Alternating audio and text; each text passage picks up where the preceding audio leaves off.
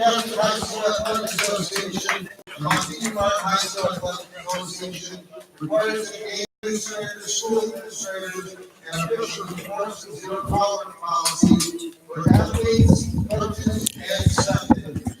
Do not tolerate any statements or actions.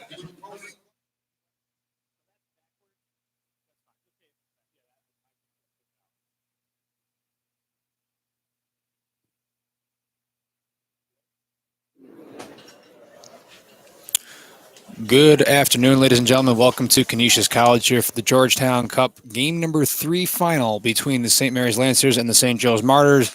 My name is Dan Lam. Alongside me, Frank. Frank, what a series this has been. Game 1 went to St. Mary's, and in a blockbuster game, extra innings last night, St. Joe's comes out victorious to force this game 3.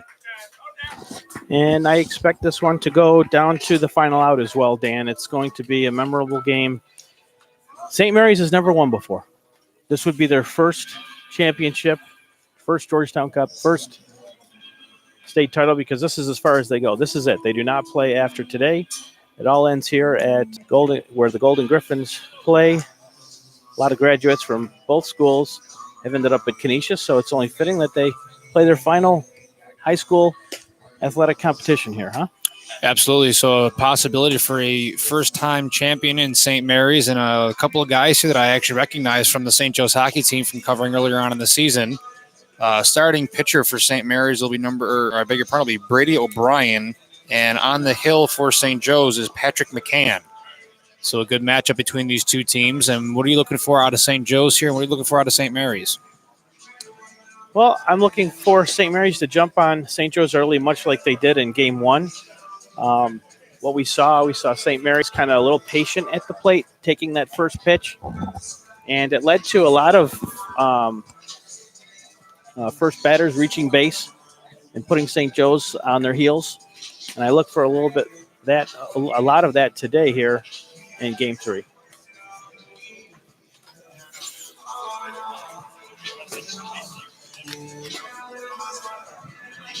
For St. Mary's,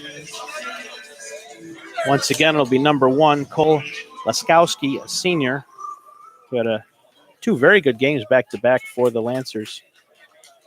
And I look for him to get things started for St. Mary's here once again. What a beautiful day. First pitch underway here. Umpires ready to go. Laskowski in the box. First pitch, here we go. Canisius College, game number 3. Winner take all. First pitch called in there for a ball. Okay, I'm looking to locate his corners early on. Location very key here. Pitch number 2 called outside for a ball. 2-0 to start the game.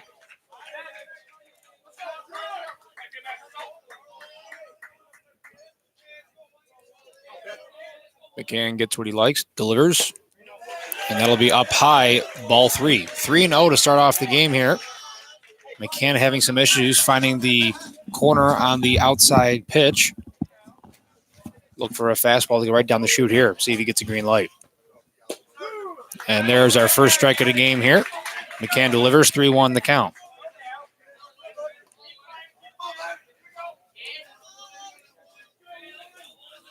Murphy gets a sign from the dugout, and the pitch. Fouled off, strike 2. So full count here to start the game. 5 pitches, 3 balls, 2 strikes. A very classy rivalry between these two teams throughout the years.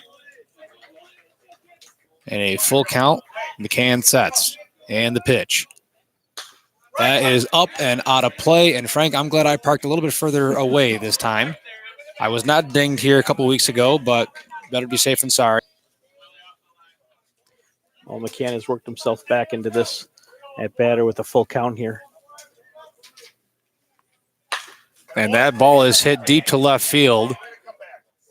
And that'll be caught. Settling underneath it was Torello to make the first out of the game here. We saw McCann Tuesday come in relief for the Marauders and pitched very well. Wasn't able to help his team any, unfortunately, with winning the game, but he did come in relief and pitched very well on Tuesday. And now coming up to bat here is the shortstop, Rumley.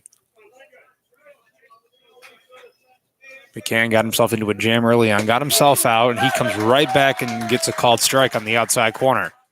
So great job by McCann there. Got himself into a pickle early on, battled back for a full count, got the out, and comes right back with a strike. McCann deals. Ball's down in the, I guess you could say the dirt, but it's turf, so down on the ground, ball 1-1 count. I still say dirt. Yeah, I do too. It's a preference. It is. One's across the board, 1 ball, 1 strike, 1 out.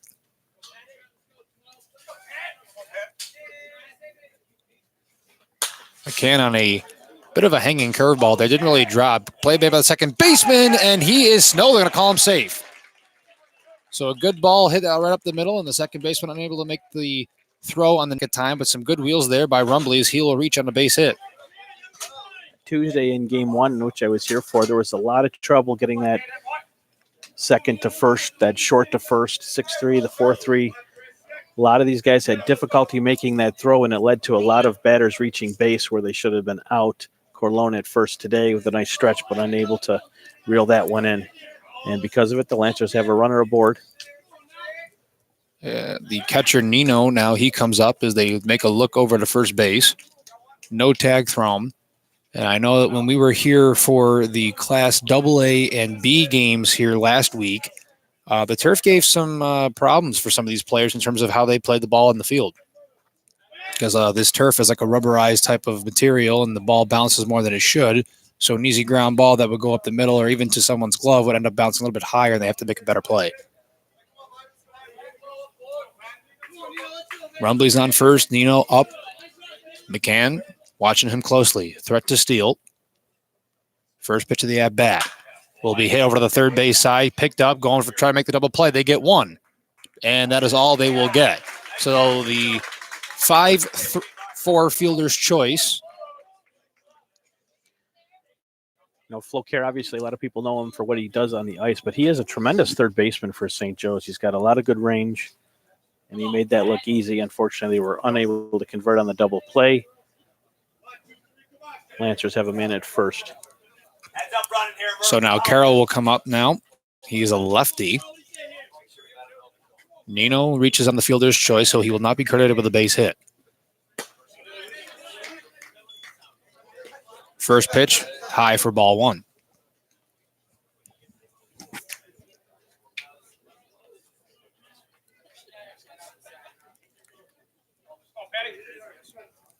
Nino ventures off first base. Not very far off the bag. He knows that there is a good pickoff move by McCann as that second pitch goes down low for ball 2. Elliot Widener picked off a runner, I should say, on Tuesday. St. Joe's is very aggressive in trying to pick base runners off. And the pickoff attempt to first base, no tag attempted. And you have to be a special kind of player to play with the nerves that come with being a starting pitcher in a championship game. I know that our colleague Tom Prince said this is the year of the pitcher, and he was right, is it has been a pitching matchup really all season for every school, as that ball is going to be popped up high. He should have room, and he lost it in the sun, and that is called foul ball. Those are tough outs to give away. And Flo Kerr just lost that one in the sun. And that St. Joe should be up the bat right now, but unfortunately for them, player lost it in the sun, and it gives the Lancers new life here. And unfortunately, the thing is with the turf, because I mean, Frank, I don't know about you, but I've always been a fan of the grass and the dirt fields. The only downside of the turf is that, especially in complexes like this, is that the baseball diamond is in correspondence with the softball diamond. So when that ball dropped, he thought it was a fair ball because the line that he was looking at was actually the fair line for the softball diamond. 2-1 count. That is laced right up the middle. It's going to be a base hit.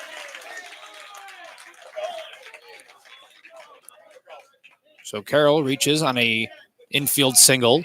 There's 2 out, man on first and second. Coming up to bat now is the third baseman, Murray.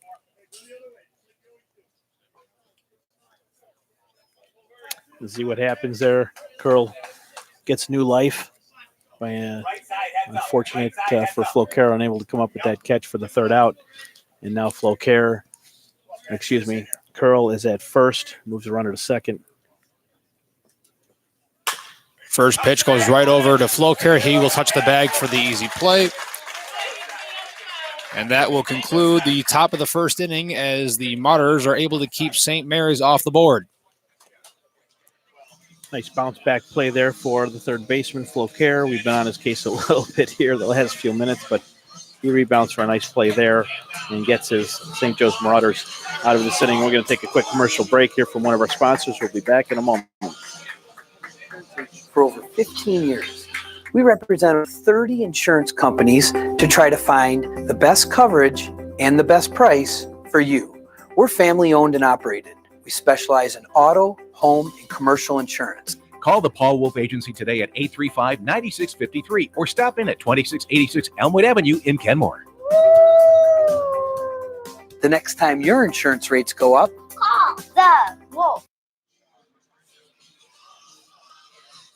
Welcome back, folks. We are here at Canisius College, here home of the Golden Griffins, as the St. Joe's Marauders and the St. Mary's Lancers still at no score. We're going into the bottom of the first inning, where the St. Joe's Marauders will come up to bat. And starting them off with the left fielder, Torello. You public school kids, you just can't say Marauders.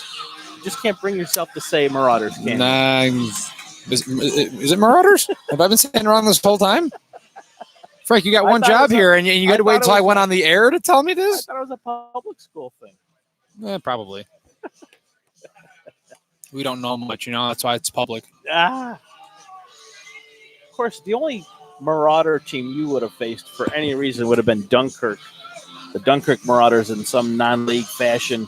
Yeah, probably. But at Will South, you guys baseball team, I'm sure you may have had a scrimmage with St. Joe's somewhere down in your past. Yeah, I'm sure. Not in my time there, but I'm sure at some point. I mean, Craig Krasansky is a legendary coach over at that place, very well respected throughout the league in both football and baseball. And I'm sure with his, we joke about it, his 500 plus wins or how many wins he's got over there. He won a state title back in 2013. Actually, that was when I was a senior, but I went to Williamsville East. But I had friends of mine that played for his team, and he's a very well respected coach over there. Absolutely. Very easy to talk to, very easy to get along with. Just like Coach Nasca of St. Joe's. Just like Coach Wagner from St. Mary's. So Torello comes in. O'Brien on the hill, the big left-hander. First pitch. That is going to be up outside for ball one.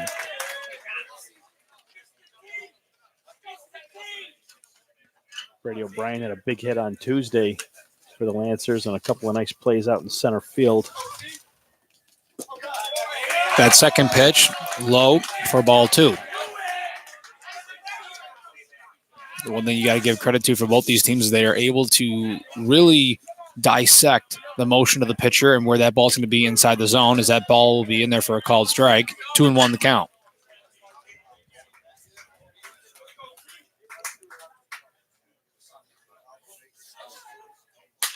That ball is going to be laced into the gap. That's going to be a base hit. And Torello will start things off with a base hit.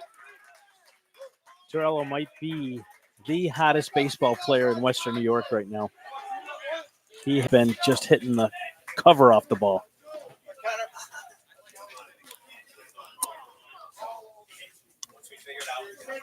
And now the shortstop McKendry will come up. Torello very, very smart on the base path. He can tell the difference between the throw from a lefty going from the pickoff move to the pitch down the plate. He is a possible threat to steal here, and the pitch. Hottest ball players in Western New York right now. Connor McKendry is not too far behind him. McKendry is a phenomenal hockey player. He spends his time on the ice during the winter season, along with his teammate, who we'll see later on in this game, Jack Gilbert. He's the designated hitter in today's matchup. Captain of the team.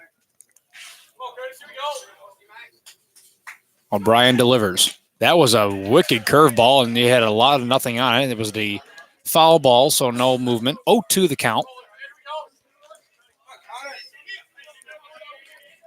Kerlone is on deck, the first baseman. McKendry had thoughts of going deep with that pitch. A little bit. That was a big swing.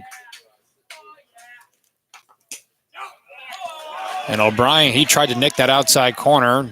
Was not given the green light on that one by the umpire. So McKendry is still alive, 1-2. Torello off of first base. He takes his lead. The pitch. Another curveball, and a great job by McKendry there to track that one down and foul that one off. See if he comes back with the same pitch here. Well, he's gone back from 2 back-to-back curves there, and he had a piece of it on all of them. I'd say he probably would go, he's got room to work with. I'd say a fastball on the outside corner low. Oh, I stand corrected. Wow.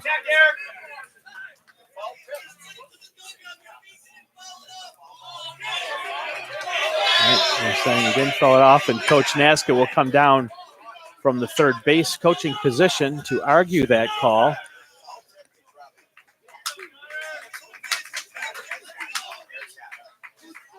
The catcher did drop the ball, and O'Brien has been very vocal in most games I've seen him, especially on Tuesday. He was very vocal with the home plate umpire. He's not happy with that call. Well, the one thing that we got to remember between both the umpires and the catchers is that they actually have probably one of the best relationships out of anybody on these teams. He's not going to let him get away with that one, though, and McKendry will sit with a backwards K. The Lancers have their first out of the inning. One thing between the catchers and the umpires is that they have very good communication amongst each other, and right away, as soon as that happened, the catcher looked at the umpire and goes, yeah, that was the right call. I just wanted to hear what some of these folks had to say about it. So O'Brien gets the strikeout anyway. He makes the pickoff move to first base, and Torello gets back with ease. Carlone comes up, and on deck is the catcher, Murphy.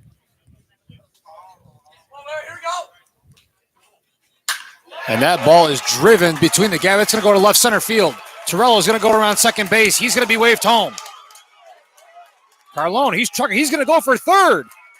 And he's going to get in there with a RBI stand-up triple. Carlone really got into that curveball. Drove it all the way out to the 360 sign on a couple of hops. Drives in St. Joe's first run of the game. And the home team has the first lead of the game. St. Joe's is up 1-0 here on top of St. Mary's as that curveball hung just a bit, and Carlone was able to crack that one to left center field, and they take an early 1-0 lead. Only one out. Murphy comes up, cleanup hitter. The pitch. Another curveball. It's in there for a strike, and one thing we can say about O'Brien is that his curveball has been effective, just St. Joe's done a better job hitting off of it. St. Joe's had a lot of trouble hitting the breaking balls on Tuesday. O'Brien sticking with that curveball. It's working.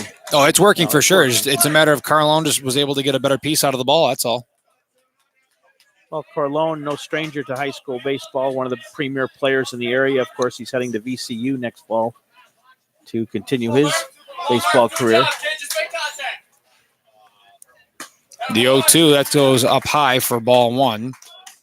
And there's a bit of notice a pattern here is that he goes breaking ball, and then he'll try to throw a fastball out in the zone. And there's that curveball again. Brought Murphy down to one knee as he fouls it off. A wooden bat league type deal, and he agreed, and I think it's great. There's no better sound. Honestly, I don't think there's a better sound in the world. All that he is on third. Murphy is a great catcher. O'Brien shakes off two signs. Now he gets what he likes. The pitch. Fastball. That's going to be hit over to the third base side. He'll be kept put at first base, and they got him on the tag. And Carlone will stay at third base. Nice play by the first baseman, number 18. He had to come off the bag and reach back for the tag just in time to get Murphy. Did a good job of making sure Carlone went back to third base as well. So now Flocare, the third baseman, he comes up to bat. And that first pitch will be called in there for a strike. And the center fielder, Capilupo, is up on deck. The pitch from O'Brien. Another curveball, and he nicks the outside corner, 0-2. And you know what? I would not be surprised if I see him go for another breaking ball, this time on the inside part of the plate.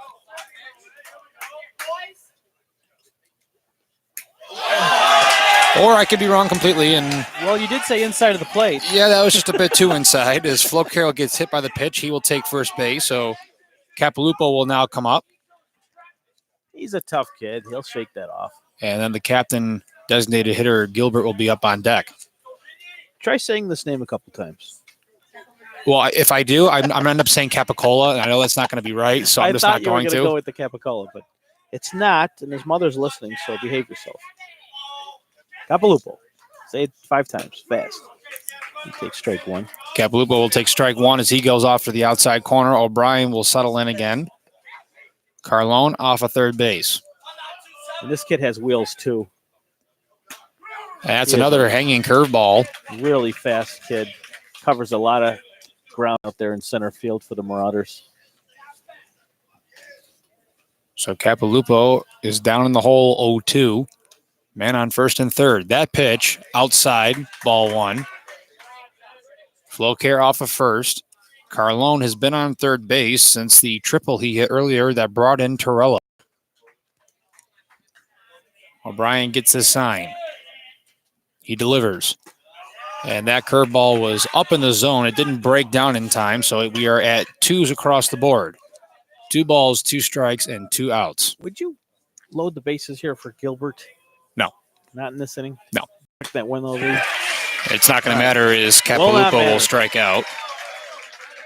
And the reason why I say no is that I've seen the kind of player that Jack Gilbert is, especially during his hockey season. He knows how to work when it's his time. Into the second inning, 1-0, St. Joe's in the lead. It was a good inning there for O'Brien, so to speak.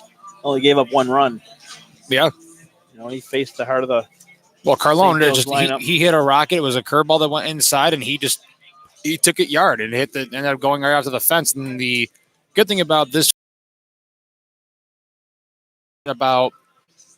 I'd say somewhere around 340 feet into left center field, and it went off the G for the Golden Griffins sign out in left center. And that brought in the first run of the game. 2 hits per each team. And I just hope it's not the same person that was keeping the score last time I was here, because apparently every single thing that goes wrong is considered an error. So they had like 6 put up on the board, and that wasn't even remotely close. They're crediting St. Mary's with 2 hits as well as Joe's right now. No errors, 2 hits, as Mr. Brian Aikens walking through the press area. So, and you don't have an extra microphone? I don't have an extra headset today. I thought I did, but he wants to join up. You know that. So. Well, if AD Aiken has a face for radio, I don't know what they say about me then. But he's going to be heading back here maybe in the 5th inning stretch. Yeah, if you're going to go based off of high school terminology, then yes, I guess that would be right. I had told Pete Schneider we were going to get him in during the 7th inning stretch of game 1, and he's like, Wolf, no. I mean, he could. It's going to be really awkward if there's nobody there. So McCann back on the hill. He dishes the first pitch. That one will be driven to center field, and that'll be easy pickings for the center fielder, Capilupo, as he makes the catch. 1 out.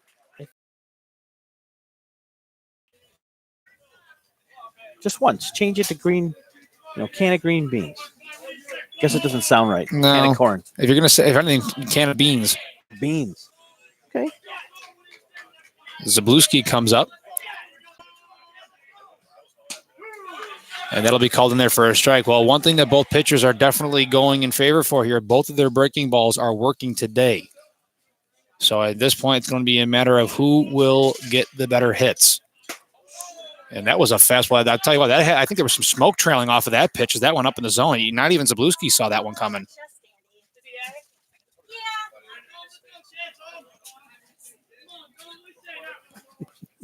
McCann on the hill. He delivers. And that'll be in there as a swinging strike.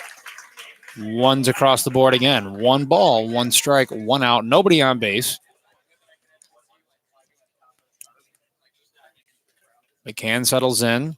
Murphy gets his sign. They both agree, and the pitch. That's a fastball in there that'll be fouled over the backstop and not a play. Pretty good sized crowd moving in, Dan. It's a 3 o'clock start, so I know a lot of parents are working.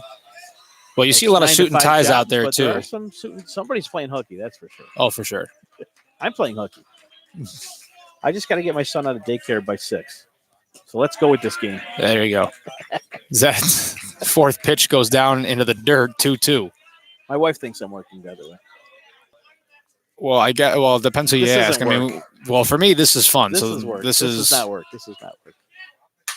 That ball will be laced into center field. That'll drop in there for a base hit. As he signals to his dugout, trying to get them pumped up. Closer, you might. They are pretty loud over there. They were loud on Tuesday. Oh, I'm They're normally sure. a loud bunch. And now the left fielder, Schmidt, will come up. As Sabluski leads off of first base. McCann delivers. That's going to be a breaking ball in the dirt. And we'll start things off to Schmidt with a 1-0 count.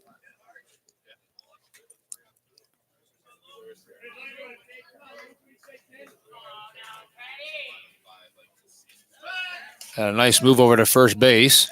Getting back easily, Sabluski.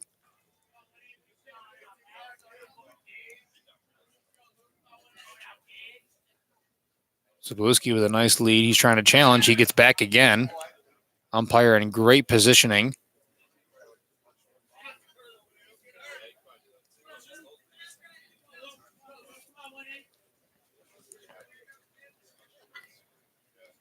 McCann checks the runner. Gets his sign. Delivers.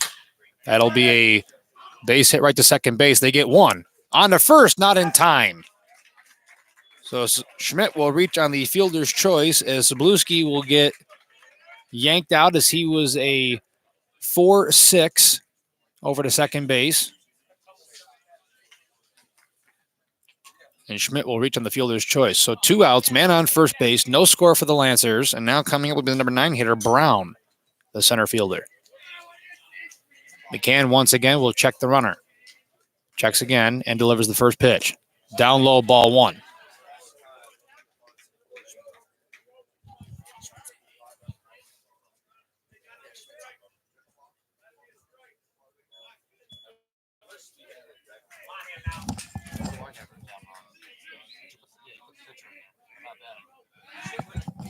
Yeah, they got designated hitter.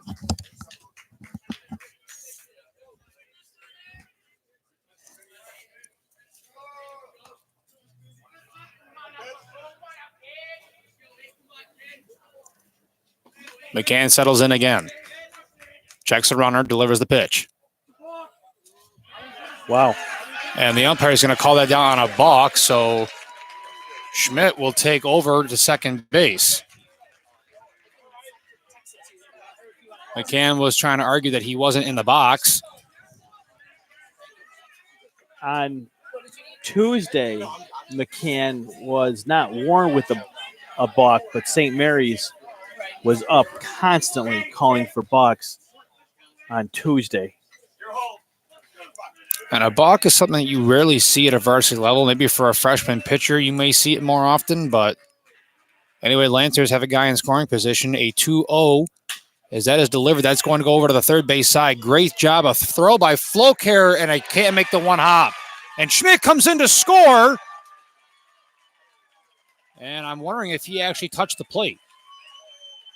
Now he does, and the call made by the umpire. And St. Joe's, they could have had an opportunity to get him out as he did not touch the plate coming in home, and this game is tied at 1. So that balk comes back to haunt the Marauders. Did I say it right this time? Close enough. Okay. So now Brown with a base hit, RBI. And now we're back to the top of the order here with Kiskowski. The pitch by McCann that goes up in the zone, 1-0.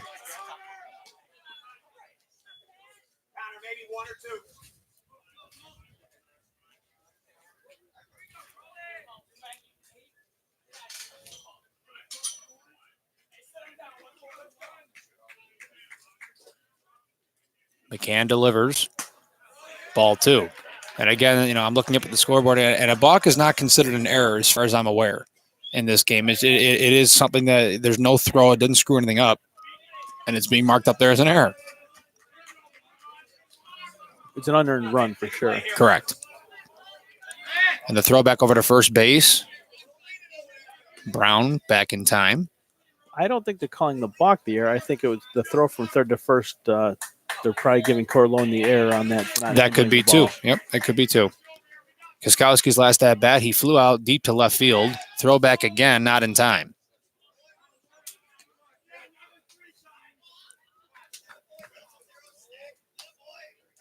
McCann clearly wants to make sure nobody gets past the turf dirt area around first base. The pitch, swing and a miss. 2-1 to count. Nice little breeze here at Canisius College. Tell you what, Fred, you couldn't have asked for a better day. It's about time, though. I mean, we deserve it. Oh, absolutely. It's almost the middle of June for crying out loud. 2-1 the count, 2 outs, man on first base. Koskowski steps into the batter's box.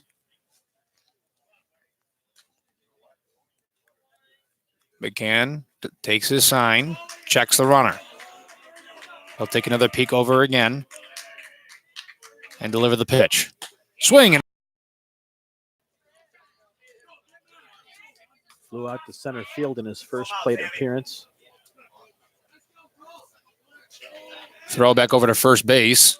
Little off kilter, but Brown back in there easily.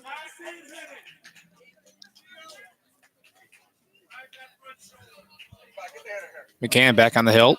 He will check the runner once again. Takes a peek again. Delivers the pitch. That'll be hit up and out of play, and I'm glad my car's not over there.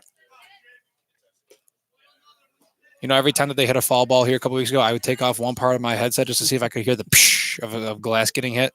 And not once have I ever heard it. That's good. It is very well for whoever's car it is, yeah.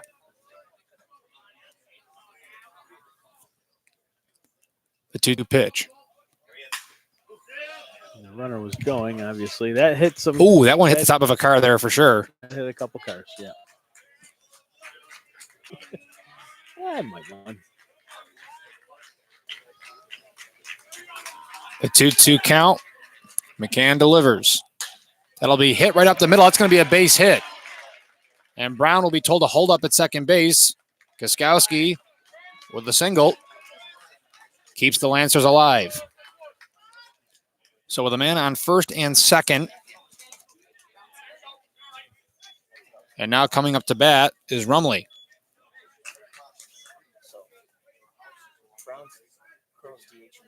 Yeah.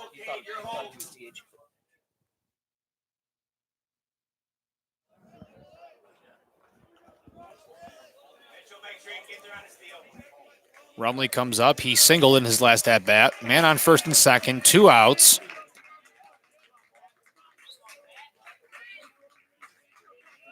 McCann delivers the pitch. And that'll be in there for a called strike.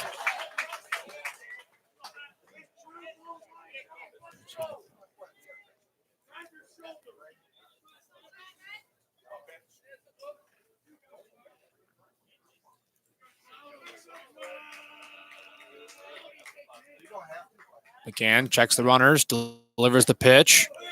Just a bit inside, ball 1.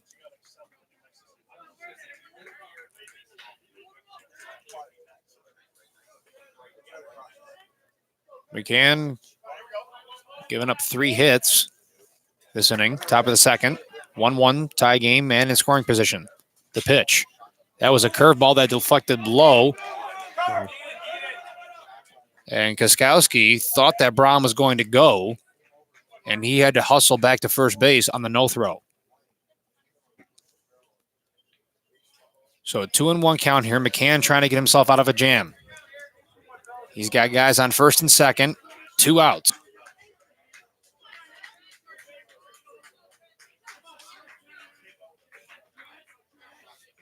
The pitch. That'll be swung on, and that'll be a foul ball over the backstop. And we're at twos again. 2 balls, 2 strikes, 2 outs. And the infield fly rule is no longer in effect. You have to have guys on first and second, bases loaded with less than 2 outs. There's a man on first and second, but there are 2 outs so far. Patrick McCann on the hill for St. Joe's. And he looks at the runners, and he'll deliver the pitch here. Time was called. So Rumley will step back in once more. The 2-2 count. McCann will take his time. He will check on the runners real quick and delivers the pitch. Curveball, strike 3. And Patrick McCann gets himself out of another jam. And this game remains tied at 1 as St. Joe's coming up to bat. Cleaned out of your house. Got Trash is your most convenient, affordable, and professional residential junk removal service. Call or text Got Trash today at 800-2000. Let's talk trash.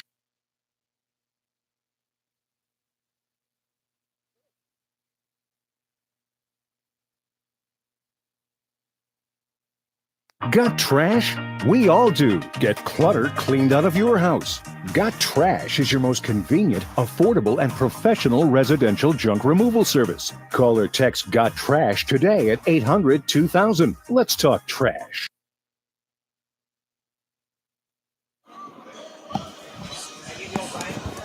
Back at Dembski Field, home of the Canisius Golden Griffins, where the St. Joe's Marauders and the St. Mary's Lancers are tied at 1, heading to the bottom of the second. Dan Lalama is your play-by-play man tonight, as we are looking for the completion of the 2019 Georgetown Cup, repeat of 2017, in which the Marauders won. Spoke to Coach Wagner before the season started, and he said, do not bring up the fact that in 38 years we've never won this thing. So I won't. Yeah, so we won't. Captain Jack Gilbert will start things up here for St. Joe's. I will give a shout out to former St. Mary's Lancer Nick Alenti, who is down in Virginia Beach with a bunch of Western New York baseball players right now playing in a tournament down in Virginia Beach. So good luck to Coach Valenti, also an assistant at ECC, where Joe Bouth, the head coach there, just was put in the Hall of Fame for the National Junior College Hall of Fame. Congrats to Joe Bouth. O'Brien's first pitch to Gilbert was fouled off behind the backstop. Gilbert, a lefty. And again, another curveball by O'Brien. And his curveball has been very effective through the first 2 innings. Gilbert is a 300-plus hitter on the year in 16 games. And again, another curveball on the outside corner. 44 plate appearances for Gilbert, the senior. 9 runs scored, 11 hits, 11 RBIs.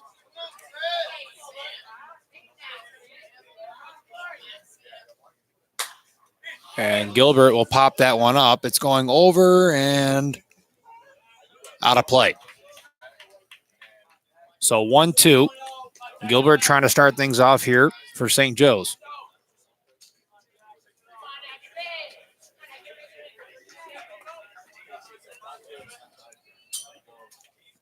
And the pitch by O'Brien is another call, and Gilbert will hit this one down the line, but foul.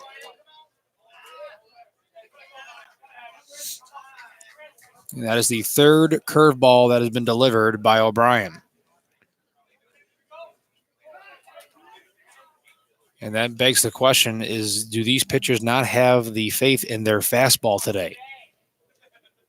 There's a fastball that'll be deflected up and towards the light fixture, and that one does not hit a car, luckily.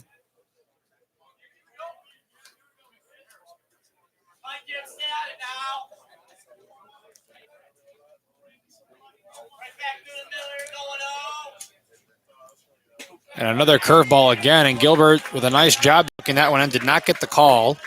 So we are at a 2-2 count. Partly cloudy skies here at Canisius College, 71 degrees. I didn't know what that blue stuff up there was.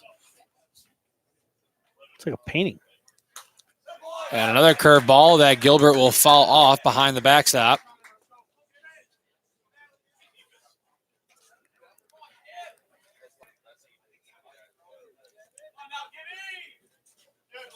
And Nino and O'Brien having a quick conversation and making sure that they're both on the same page. 2-2 count.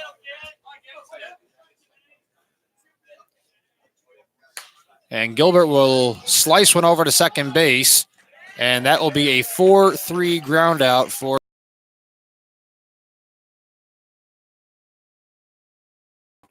This will be his first plate appearance of this afternoon's contest. He had himself a good day yesterday.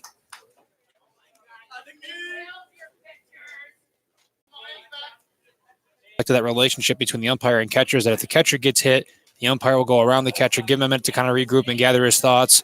Same thing if the umpire should get hit in an awkward way. The catcher will take a quick walk just to kind of give them a minute to get themselves back in order. Is that one will be hit right over to the shortstop. Easy pickings there made by St. Mary's for the second out of the ball game. Not the ball game, the inning. Rumley was able to pick that one up, and now Cade Dick will come up here now for St. Joe's, the second baseman. And this will be his first plate appearance.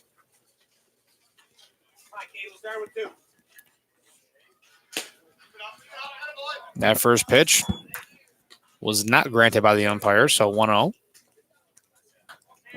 Bottom of the second, tied 1-1. 2 outs, nobody on. O'Brien delivers the pitch. That's another curveball that goes down the third base line. And the third baseman down there that's Murray showing off his arm strength as he gets it right back to the pitcher.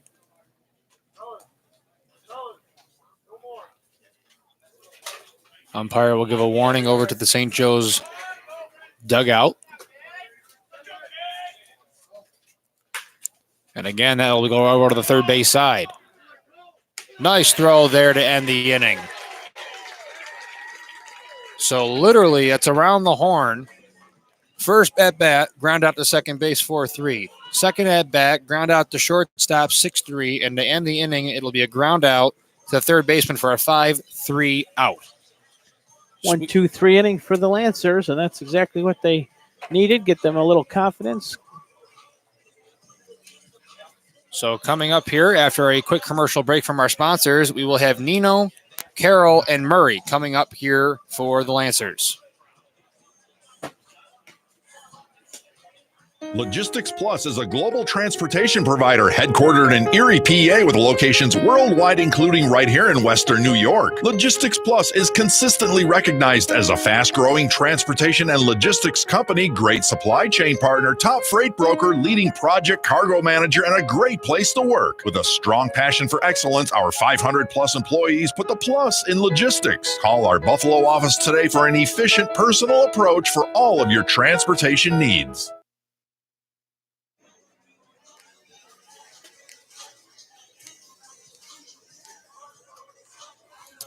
Any big plans this weekend there, Mr. Dan LaLama? You want to share with our audience? Yeah. Myself and our colleague Mark Johnson will be in Lockport this Saturday for the Far West. No, they're not there. Ken West and Brockton are in Batavia. Oh, that was the Batavia game that Mark was telling me about. Okay. But I do know that Medina is going to be there. In Clarence.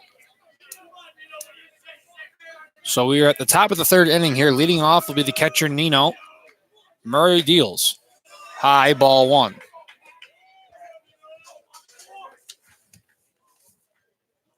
That'll be the pregame weekend before the state championship games in Binghamton on the 14th and 15th. As that pitch will go down low for ball 2.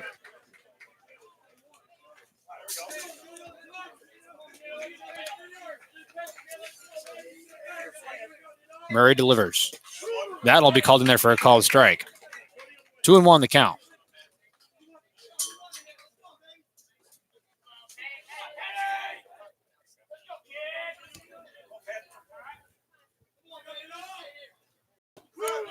Murray will deliver the second pitch, and he has painted the corners on back-to-back pitches. 2-2 the count.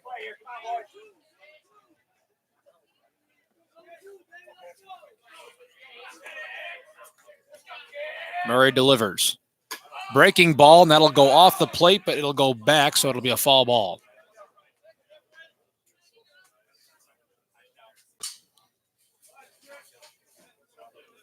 Nino's last at bat, he reached on a fielder's choice.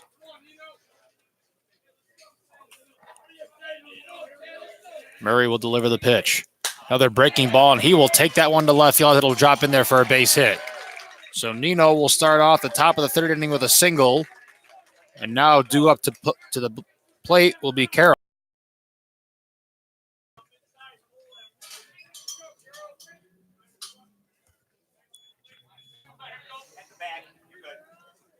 Look at the size of this sophomore. Righty and lefty here.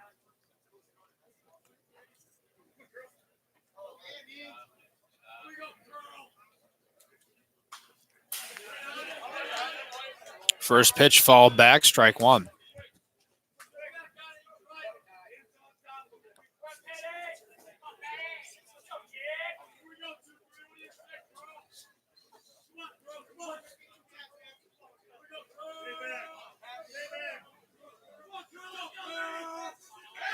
Pickoff attempt back to first base. Going back easily is Nino.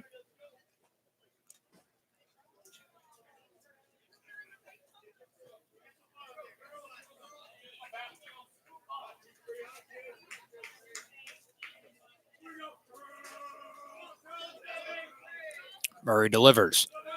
That's down in the dirt. 1-1 the count. Nino on first base, nobody out.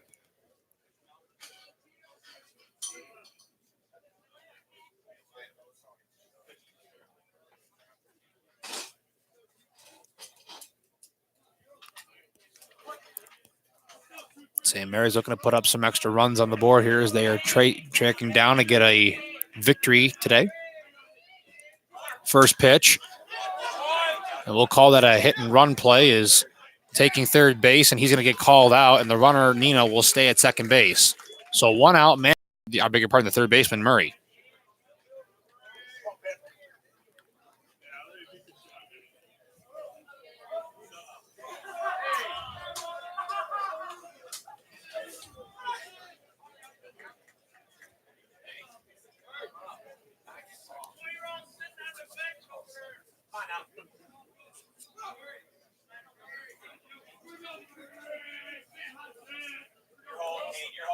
McCann delivers the pitch, fouled off, first called strike.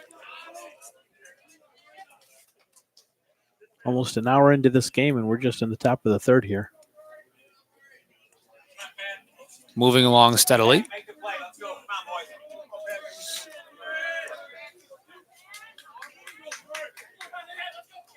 Nino on second base, Murray at the plate. McCann delivers the pitch, down low for a ball.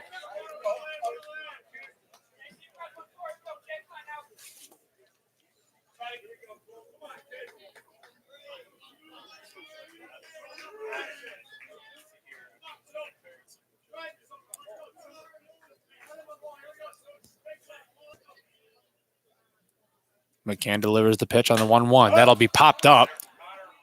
And McKendry will track that one easily, and he will get the second out of the game.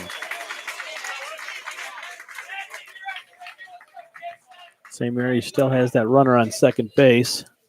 So now coming up will be the pitcher, O'Brien. Make no mistake, he can help himself out a lot here. He's certainly capable of hitter. He's got a big bat.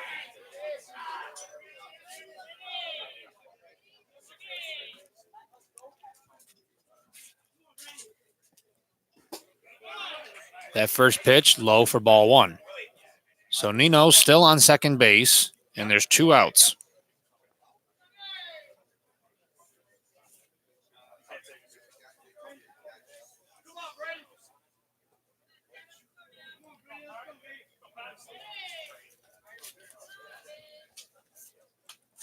O'Brien's last at bat, he flew out to center field.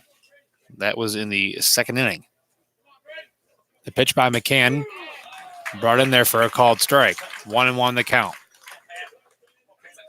Umpire's very, very consistent today. Makes things easy. Absolutely. Time has been called, and believe me, Frank, I've been an umpire for over 10 years at a little league level. It's not all that different from this, except we have lineups and balks. Crazy your parents? Oh, for sure. The pitch by McCann, that'll be fouled away, so Nino does not advance. 1-2 count, 2 outs, man on second base, and McCann looking to get himself out of this inning with no damage.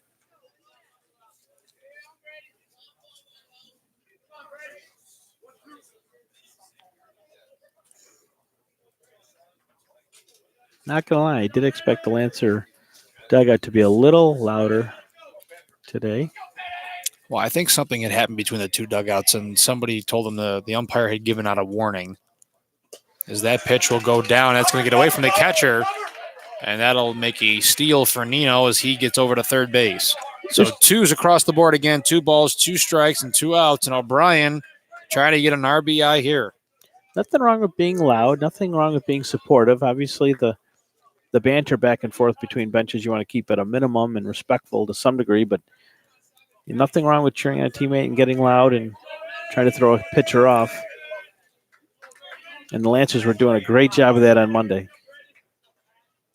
McCann delivers the pitch. That'll be cranked deep, but foul. That's heading towards my truck. Oh, that did hit a car at the last minute there on the third bounce. Come on, dude. Just had it waxed. And Dean Adams told me to park there, so it's Dean's fault. Well, after innings, we'll find out if Frank will come back in tears or if he's going to come back with a smile on his face. 2 balls, 2 strikes, 2 outs, man on third base, and the pitch. Crank deep to center field. That's going to fall on the gap. And O'Brien gets on his high horse as that will go all the way to the fence. He's going to third. Throw it back into McKendry. The play, and he slides in there safe with an RBI triple. And the pitcher doing some nastiness. He's coming through for himself. So the Lancers have taken a 2-1 lead off the RBI triple from the pitcher O'Brien. And now Tome will come up.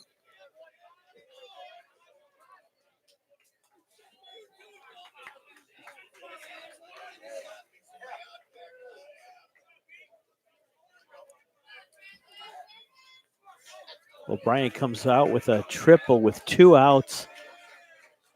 Brings, for now at least, the go-ahead run. Tome, the right fielder, he singled his last at-bat.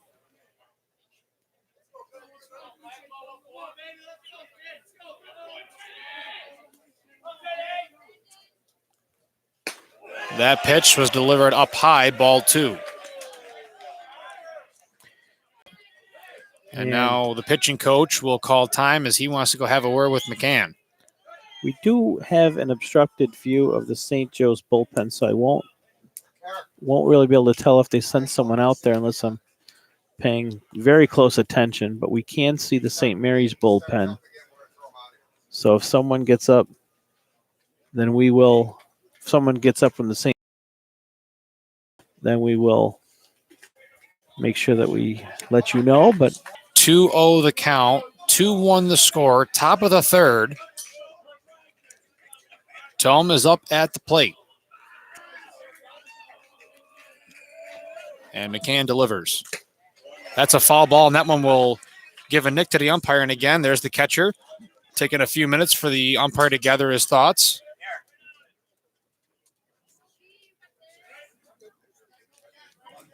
And I'll tell you, those are not fun to get, especially up in the cage area. I've been hit there several times.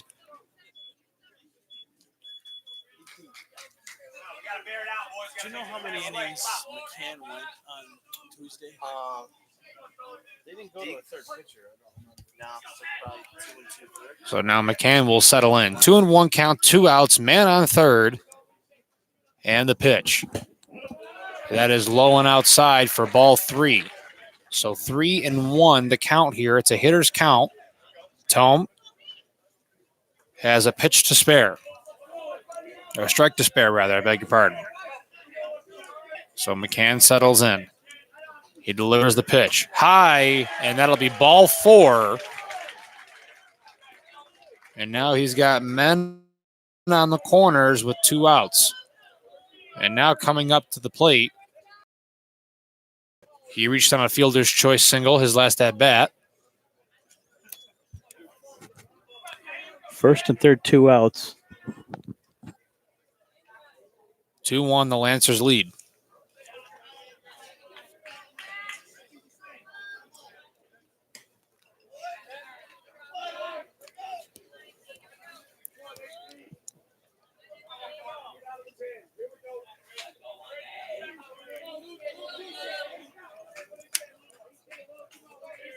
Flocare not holding O'Brien at third. And the first pitch, that is cranked out to center field. And settling under it will be the center fielder, Capilupo, to end the inning. So 1 run, 2 hits, and that is where we will end the top of the 3rd inning. Coming up to bat when we resume will be Torello, McKendry, and Carlone. Top of the order for St. Joe's coming up right after these messages.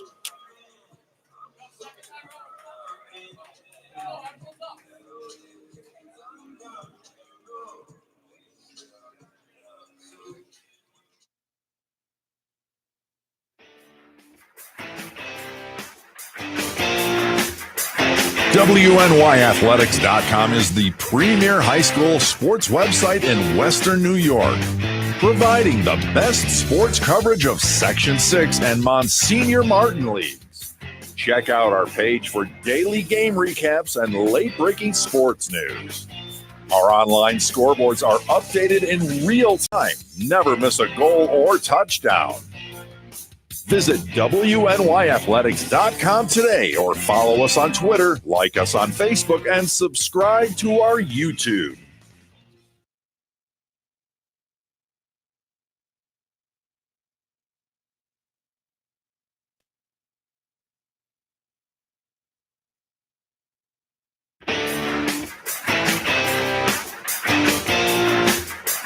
WNYathletics.com is the premier high school sports website in Western New York, providing the best sports coverage of Section 6 and Monsignor Martin leagues. Check out our page for daily game recaps and late-breaking sports news. Our online scoreboards are updated in real time. Never miss a goal or touchdown. Visit WNYathletics.com today or follow us on Twitter, like us on Facebook, and subscribe to our YouTube. 2-1 our score in favor of the Lancers. O'Brien in a single game, let alone in the first 3 innings that I've seen today. You've got some coaching to do tonight, don't you? I do. My Little League team is under the lights today over at Matthewson McCarthy off of Worley Drive. Love Little League under the lights. There's nothing better than that. We're undefeated, so I guess I know what I'm doing. Did you stack your team? I actually didn't draft it. My assistant did. And that is a 4-pitch walk to start the inning for Torello. So now Surprised? I'm not surprised they walked him. No, I am surprised at the amount of curveballs that were thrown in that at bat. I figured that if you're not going to get it on maybe 2 of them, you would start going more change-up fastball type mentality, but he ended up going back to a curve, and it just didn't break in there for a called strike. So now a threat to run on the bases is Torello will lead off. And again, that was another down low, and third baseman there check.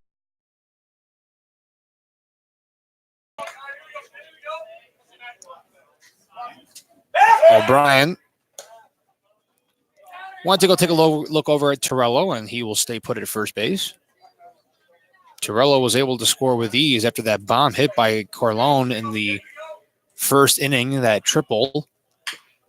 And that hit away will go into the St. Mary's dugout. Look out there, kids, is not even a flinch. So McKendry at a 1-1 count. Look at Carlone standing in front of a camera. Well, he's got to make sure people know what his Not number a is. camera hug. Maybe he has a face for camera. We don't know. That's why we're on radio. As that pitch will be in there, and that'll be a called ball. 2-1 the count, man on first.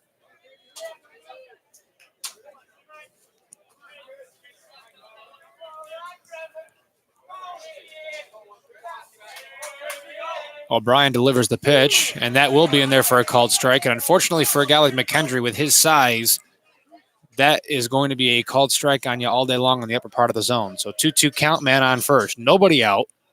O'Brien will check the runner, and he'll deliver the pitch. That'll be a ground ball hit to the shortstop. They're going to try to get 2. There's 1, not in time for 2. So McKendry will reach on a fielder's choice as Torello will be out on the 6-4 short to second base out at second base. I don't know why that's such a difficult play.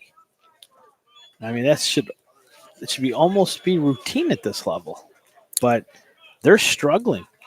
Well, again, I don't want to say that it's because of the field condition, because it's a turf field, but I'm telling you, there is a difference between making a double play on dirt than there is on playing on turf.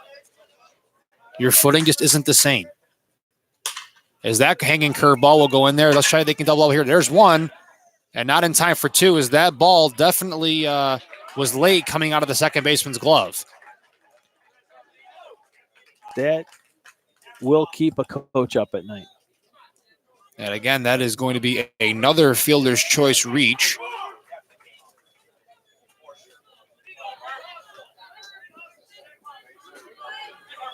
This time, that was a very delayed reaction for the ball to come out of the glove of the second baseman. That was for St. Mary's. That was Kiskowski.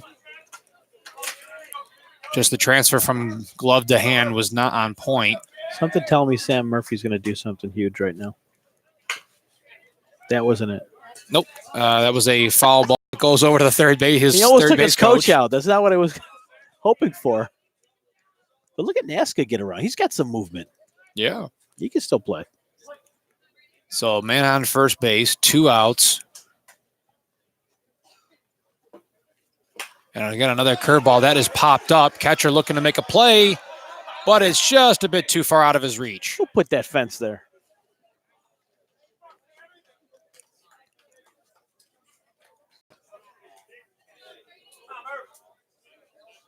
And O'Brien was able to, he hustled all the way down there. He thought he was going to be able to make that catch.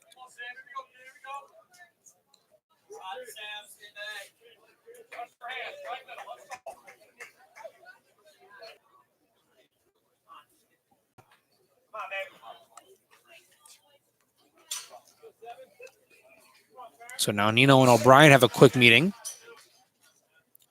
0-2 the count to Murray. I beg your pardon, that's Murphy. This is where he excels. He likes this pressure. And I would be shocked if I don't see a breaking ball here. There it is. Wow. You just Huge. got to shake your head, man. Yep, you have to. The curveballs are working today It for is both working sides. for O'Brien. He has been masterful. And that was a big out. That was a big out. So I was dead wrong. Again. But the Lancers out with a 2-1 lead here as we head to the top of the fourth. We've just gone over an hour since we started our broadcast. Dan Lalama, Frank Wolf, WNYathletics.com. Huge shout out to the O'Hara boys helping us out. We got Dean Adams doing stats for us, the book. His cohort, Adam Gorski. He'll have his game recap up on WNYathletics.com today. Dean is coming over to give you some stats. How you doing, Dino? He's wearing that Yankees hat. You know, I told him not to do that anymore. Dean, See, but that's why him and I are friends. Turn that head around. This is why him and I are friends. turn your head around, Dean. I know you. Listen, I know that you're mad because you know it was a 3-game series and your team lost, but still.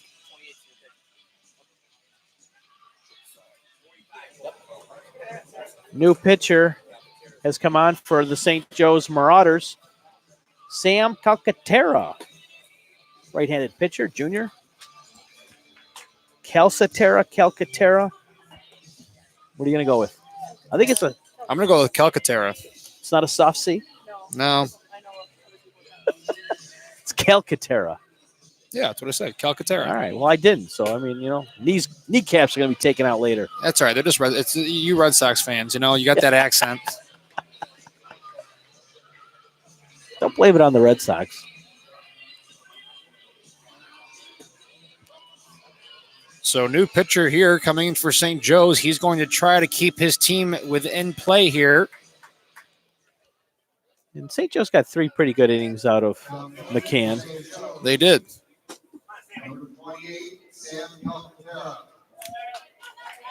And Melissa Brody is here. She got it right. Wait, I mean she's not at an ice informed rink me. right now? I'm not used to seeing her out in baseball world. It's always hockey. She knows her baseball. That first pitch down low for ball 1.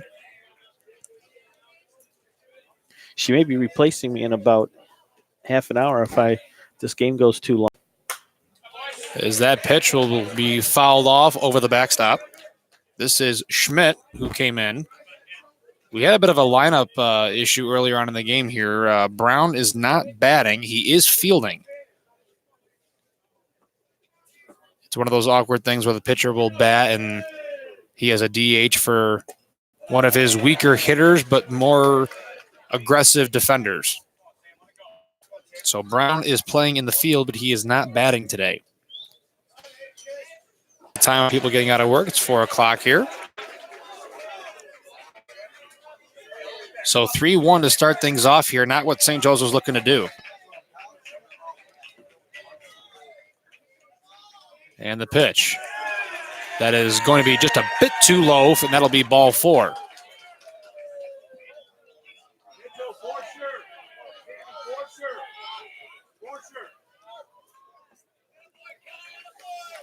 So Laskowski is one of the better bunters in Monsignor Martin. Schmidt will lead off with a balls on base. And like Frank just said, Kaskowski a threat to bunt here, and he's got wheels to make it even better. Flocare is playing up, I'd like to say on the grass, but again, this is an all-turf field. He does anticipate a bunt here. Schmidt with a nice hearty lead off of first base. Now Rumley, the catcher, I beg your pardon, the shortstop will come up. Welcome back, Indy out of first.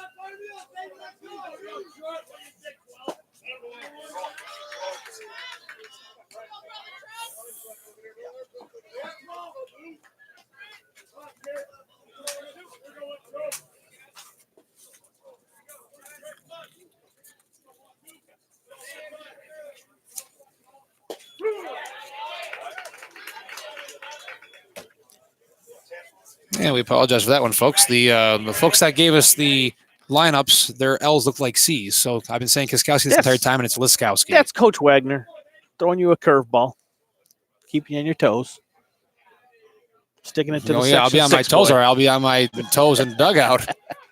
As that ball will be hit over to the second baseman, the runner will advance to third. So Rumley grounds out to second base. Now the catcher Nino will come up. He is 1 for 2. He singled in the third inning, and he reached on the fielder's choice back in the first. St. Mary's has scored at least 1 run in the past 2 innings.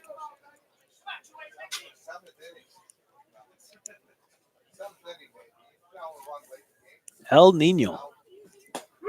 Calcaterra will dial in for a called strike 1. Is 2 starting to hit his spots. And that ball is going to dribble over to third base, but he will touch it foul.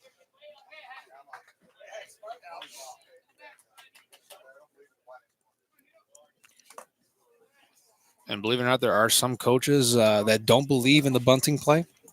I thought I heard that, but not with 2 outs. Not with here. I mean, I wouldn't be looking to do that right now, but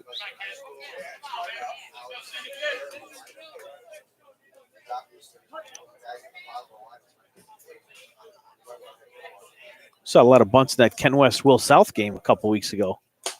Yeah. And that'll be a called strike 3 on the foul tip squeeze And Nino will go down. Nice inning in relief for Calcaterra. So that'll take us to the bottom of the fourth inning here at Canisius College. Due up, Flocare, Capilupo, and Gilbert as they will lead off this bottom of the fourth inning. This is WesternNewYorkAthletics.com here at Canisius College. Don't go anywhere. I'll be right back after these messages. Hi, I'm Paul Wolf, local independent insurance agent for over 15 years. We're family owned and operated. We specialize in auto, home, and commercial insurance. Call the Paul Wolf Agency today at 835-9653 or stop in at 2686 Elmwood Avenue in Kenmore. The next time your insurance rates go up, Call the Wolf. Back at Debski Field for Game 3, the finale of the Georgetown Cup Finals between the St. Joe's Marauders and St. Mary's Lancers. You're listening to the WNYathletics.com broadcast via YouTube. Marauders are down 2-1 as we head to the bottom of the fourth. O'Brien still on the mound for the Lancers. No activity in their bullpen.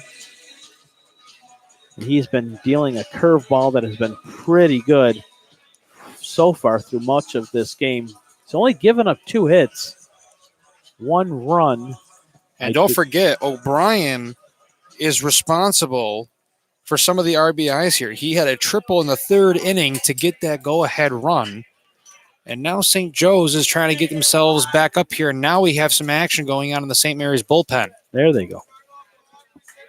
And that is a long stroll out to center field. I saw Tyler Johnson going out there, and I couldn't out there. That first pitch, a curveball, and it'll be fouled off.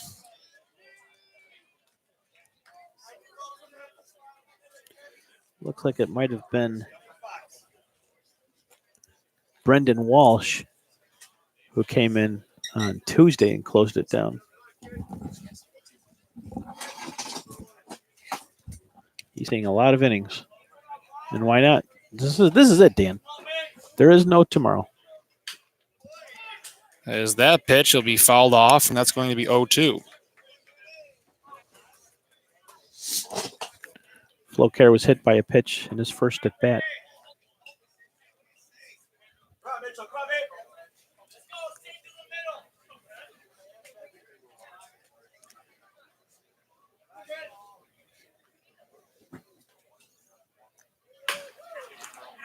And that'll be chopped over to third base. Long, beautiful throw made by the third baseman, and he gets the out. Great play made there by Murray. Your favorite player, Vince Capilupo, back at the dish. Struck out his first time up. O'Brien delivers. Lefty on lefty here.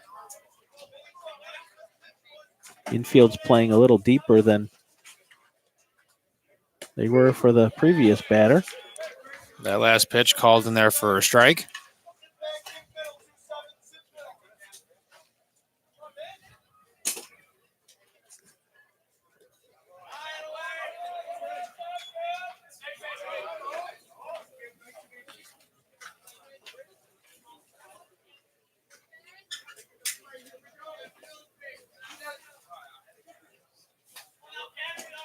Two 1-count pitch. That's up high for ball 3. Now Capilupo looking to have some options here.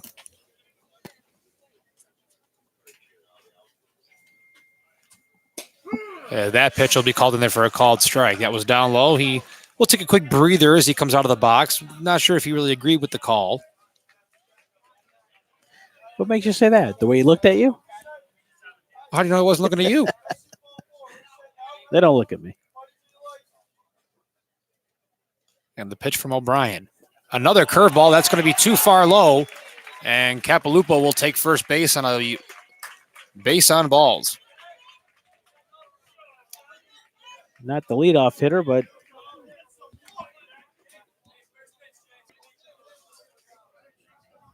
The Marauders have a runner aboard.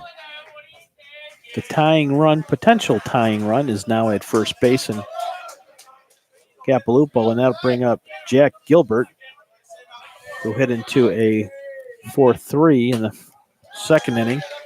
Gilbert He swings at strike one.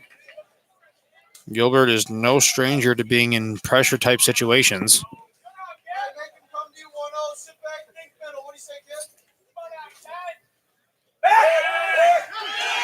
Excellent pickoff move there by O'Brien, and Capilupo was caught daydreaming. The Lancers have their second out of the inning. And the momentum is all in favor right now of the St. Mary's Lancers. So Gilbert with an 0-1 right now. And there's now 2 outs after Capilupo got picked off. And Gilbert will fall that one back.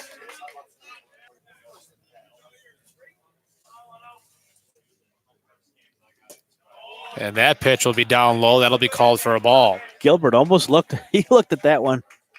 He was thinking about it.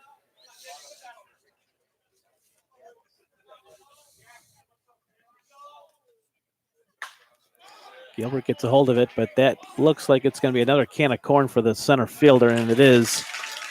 And the Marauders are retired here in the bottom of the 4th.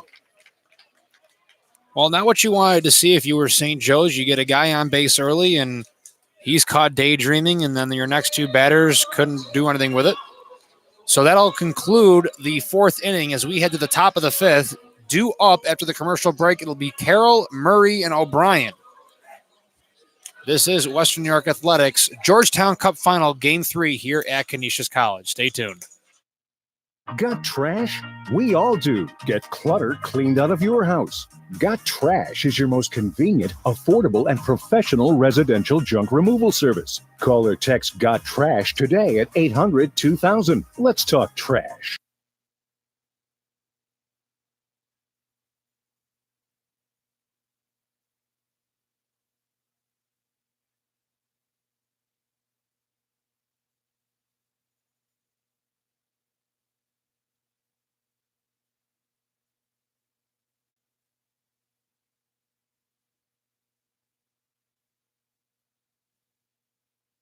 Got Trash, your most convenient, affordable, and professional residential junk removal service. Call or text Got Trash today at 800-2000. Let's talk trash.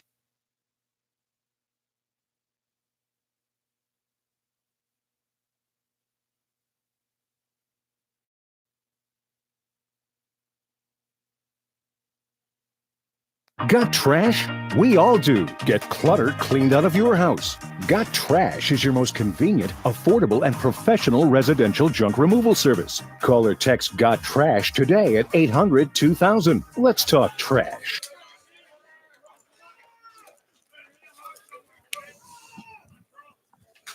Top of the 5th inning here, and coming onto the hill once again will be Sam Calcaterra. You could do it. You did it. Good job. Did it. I know how to do it. Carroll up to bat now. He's 1 for 2 with a single in the 1st inning, and he grounded out to the 3rd baseman back in the 3rd. That pitch down low for ball 2. And that has been one issue that the St. Joe's pitching has had an issue with, is the location on that low pitch.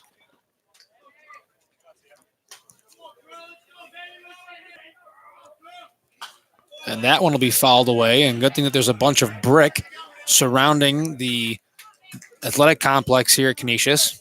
Because if it was windows, then there'd be a lot of insurance calls. I'd say poor planning to put a field near windows like this. That's also true. But Frank, you know an insurance guy, don't you? Yeah. And that pitch again, that one I think hit the ground before it even reached the batter's box. So 2-2 the count. Nobody out, nobody on base. This is the top of the 5th inning.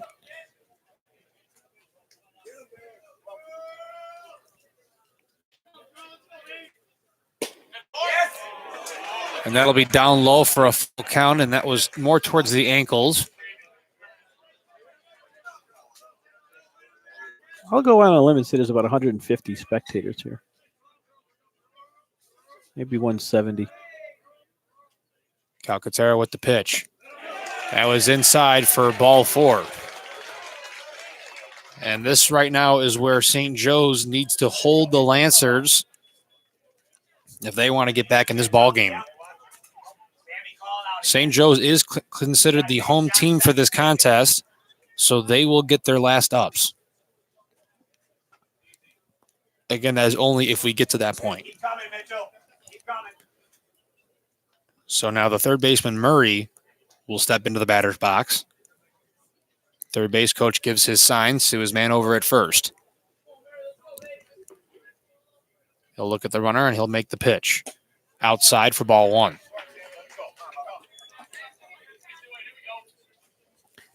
Did ground out to third base his first time up.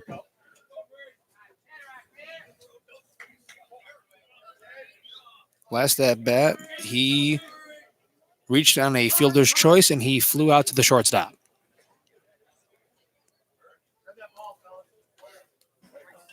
And a ball, I'm not entirely sure where that ball came from. I can tell you where it came from. It came Oh, there from it is. The bullpen. Lancers bullpen.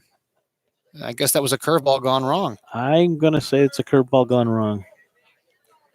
You may want to think bringing him in. Well, you would think you'd have him throwing to the opposite side of the bullpen.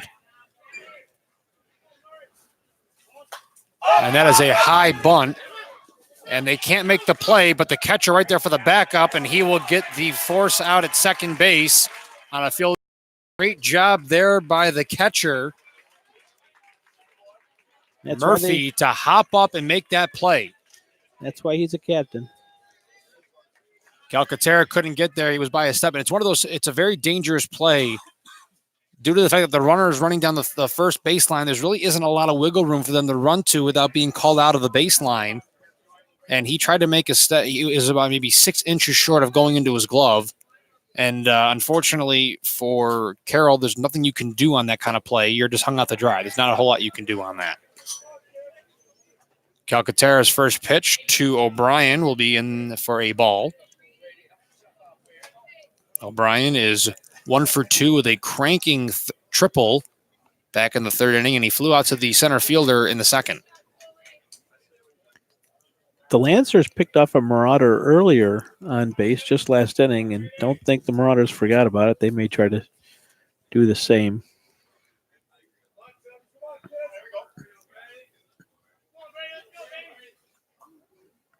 The pitch. Swung on and missed by O'Brien. Strike 1. That was a big swing. O'Brien was looking to go yard with that one. Certainly capable. He had that triple a couple of innings ago. Help push that go-ahead run across the plate.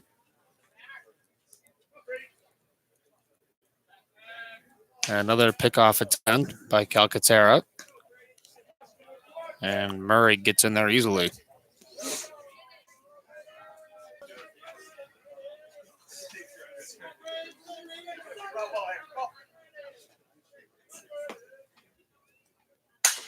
And that's the sound of a broken bat if I ever heard one in my life. There's one, and not in time, and they're not even going to attempt to throw.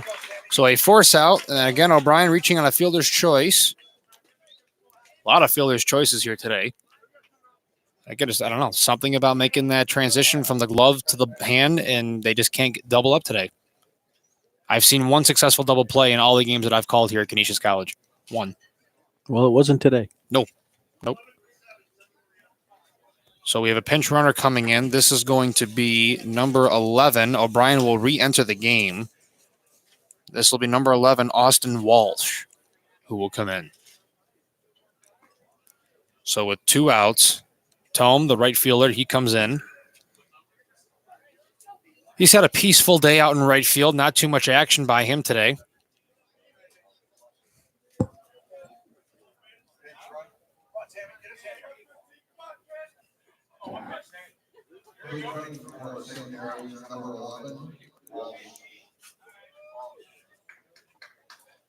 Calcaterra delivers. That'll be a foul ball. It goes off the catcher. Umpire will give him some time to regroup. Even though the catcher knows that they're good, the umpire is always just going to give it to him just to give him an extra couple minutes there. And That's why the umpire-catcher relationship is so crucial. It's a matter of respect. You may see Tyshawn Johnson start the bottom 5 for the Lancers. He's heading back towards the dugout area. That could be. I know they said that O'Brien would re-enter the game, so I don't know where he would re-enter if he decides to come in. And that ball down the dirt, so a stolen base for Walsh. And that is ball 2. Well, he's been a center fielder. You know, when you're a pinch runner like Walsh is and you can't get to another base, it's almost like as if you weren't able to get the job that you were brought in to do. And you feel bad for a pinch runner sometimes because that's not always how it goes. Whether you get nicked on a double play, is that last pitch called in there for a strike, and a 1-2 count with 2 outs, man on second base. But Walsh was able to get the job done there. He puts himself in scoring position.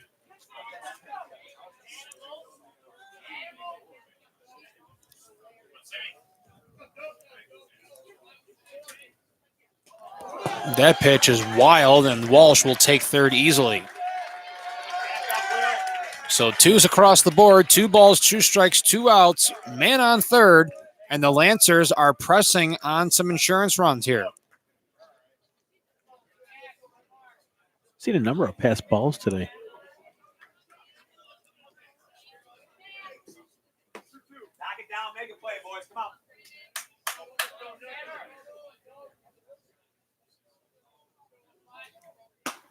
And that is a huge strikeout for St. Joe's. And Calcaterra, he is pumped up.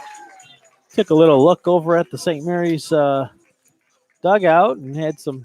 Well, the rivalry is going to be unfolding within the next 2 innings for sure. St. Mary's on top 2-1. Due up next inning for St. Joe's is DiCarlo, K. Dick, and then Torello. So 8-9-1, and that is where we will resume to start off the bottom of the 5th inning. Stay tuned, folks.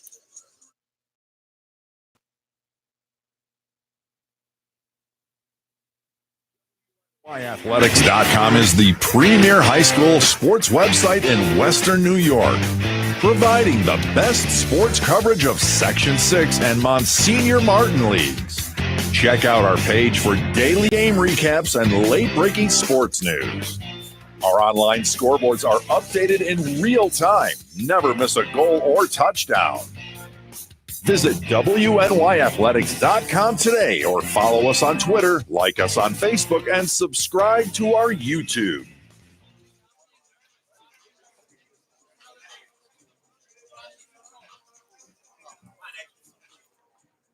Back at Dembski Field, and O'Brien will reappear for the bottom of the 5th inning for the Lancers.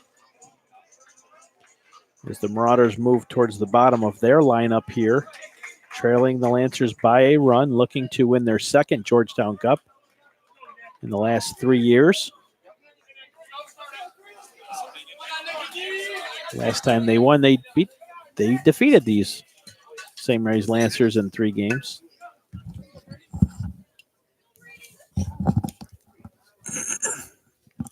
So O'Brien back out on the hill, bottom of the 5th inning, the pitch.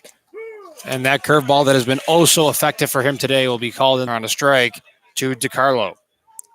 Again, the right field's been pretty quiet today. Not a lot of action for him out there.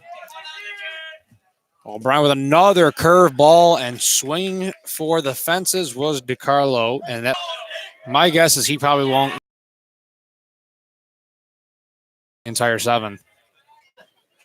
But we'll see.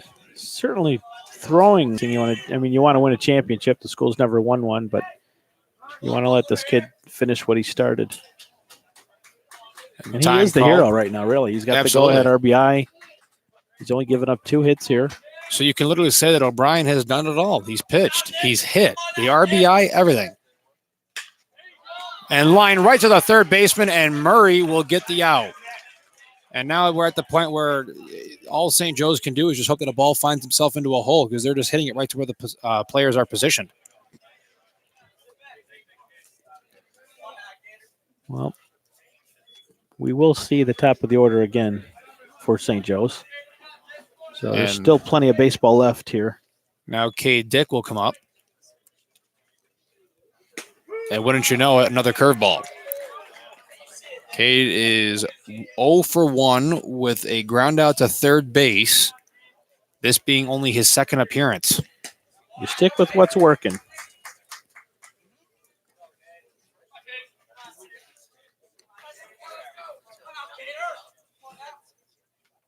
And the 1-1 pitch, that'll go off the hill, and that'll be through for a base hit. So a 1-out single for Cade. Up. A pinch runner for St. Joe's will be number 17, Jackson Donahue.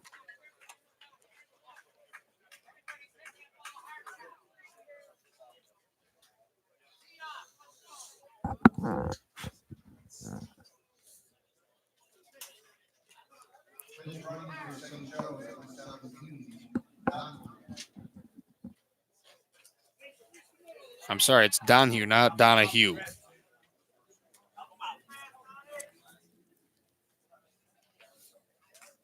So O'Brien with a man on first base.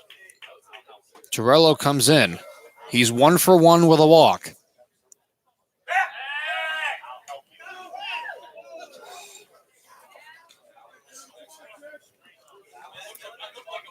And I was just going to say that, and that I almost thought that was a bit of a balk there. It looked like he kind of leaned towards home plate on that throw. And that foul ball will go off the catcher's mask. So the umpire again will give his catcher a quick minute to regroup. That is a tough thing when you're a lefty, is when you try to make that position over. You try to fake out the runner, so you kind of look in the direction of first base and home plate at the same time.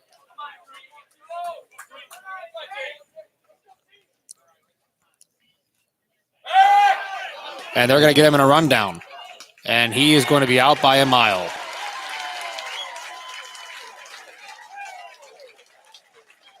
So again, St. Joe's gets caught on a stealing attempt, is getting picked off, was Donahue.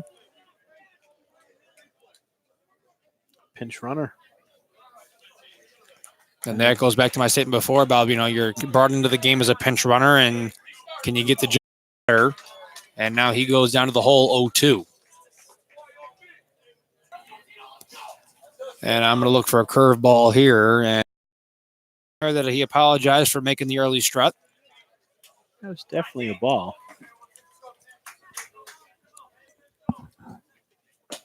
And another curveball, and now this time it is Torello who will go down looking. So 1, 2, 3. That has been the story for O'Brien, as he has retired the past 6 in a row. 2-1 going into the top of the 6th. WesternNewYorkAthletics.com, and we'll be right back for the St. Mary's coming to bat here at Canisius. This time we are going to tell you to take a look at the new website for the Buffalo Muni Baseball League, BuffaloMuniBaseball.com. 5-team league, some of the best baseball in Western New York. You'll see a lot of these high school players eventually playing in the Buffalo Muni Baseball League.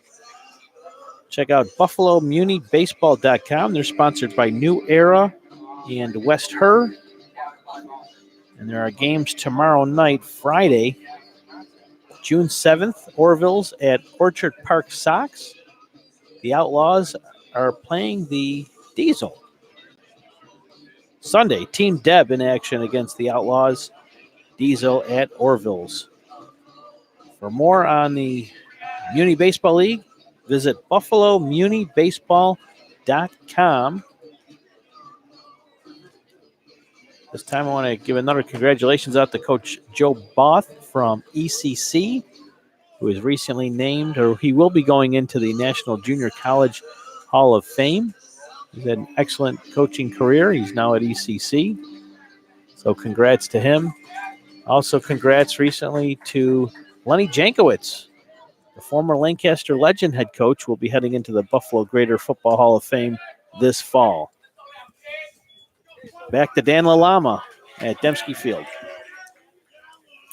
Thanks, Frank. And once again, Sam Calcaterra back on the hill as a big swing by Zabluski. He is 0 for 1. He reached on a fielder's choice in the first inning, and he flew out to center field in the third.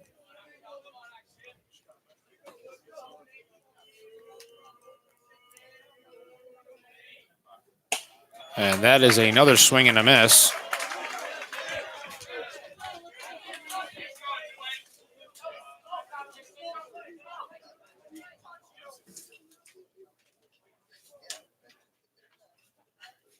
Calcaterra looking for the early strikeout here, and that will be hit over to the third base side. Flocare launches one, and that is not going to be in time. He's safe.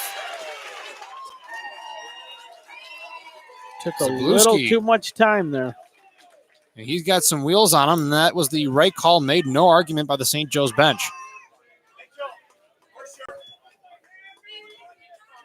And that is a situation that St. Joe's does not need. That's a routine ground out that needs to be made. And he took an extra pump when he didn't need to. So the man on first, St. Mary's shows bunt. He does not pull back. He stayed in there. So Schmidt down 0-1. So Flocare now will move up. And maybe we'll get lucky and see our first double play of the game if contact is made on the bat.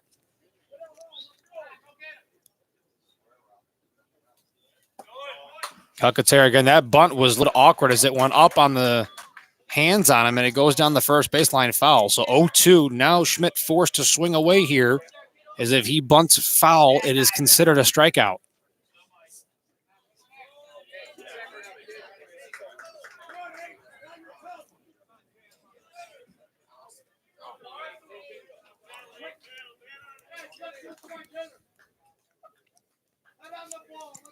Calcaterra.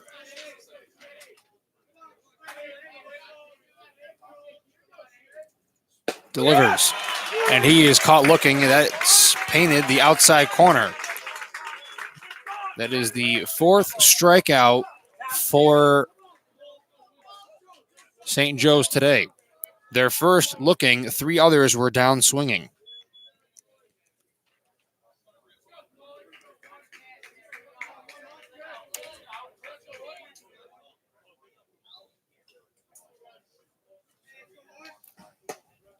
And the pitch delivered to Laskowski is high, 1-0. Schmidt, I beg your pardon, Zabluski still over on first base.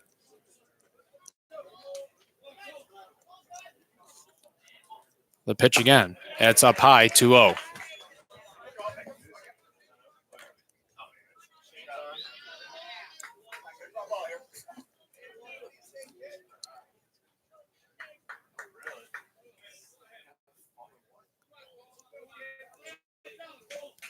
Calcaterra back on the hill. He settles in. He makes a pickoff attempt. Zabluski gets back in there with ease.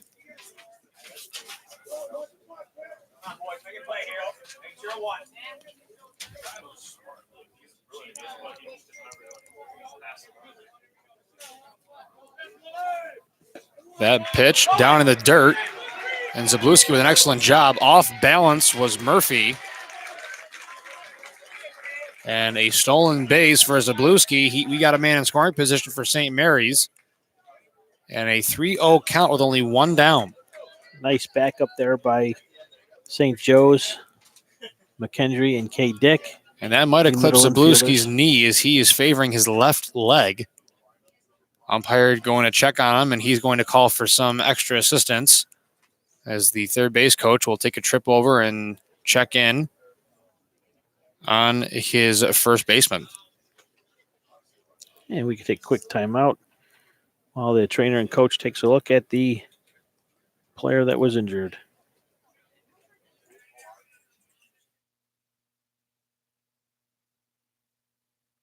Headquartered in Erie, PA, with locations worldwide, including right here in Western New York. Logistics Plus is consistently recognized as a fast-growing transportation and logistics company, great supply chain partner, top freight broker, leading project cargo manager, and a great place to work. With a strong passion for excellence, our 500-plus employees put the plus in logistics. Call our Buffalo office today for an efficient, personal approach for all of your transportation needs. And the number to the Buffalo office is 716-877-9653. Again, the number to the Logistics Plus Buffalo office, 716-877-9653. Danny? Thanks, Frank. And Zabluski injured on that last play. He's been removed from second base, so a pinch runner has come in. We'll see if he re-enters the game. And that was a 3-0 pitch, so it's a 3-1 count now. Is that last pitch called in for a strike?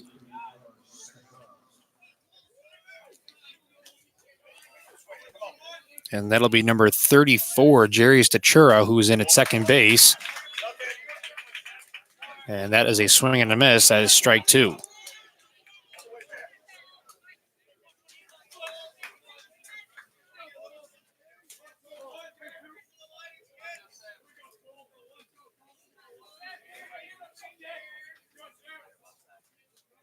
The full count pitch. That's down low for ball 4. And now with a man on first and second,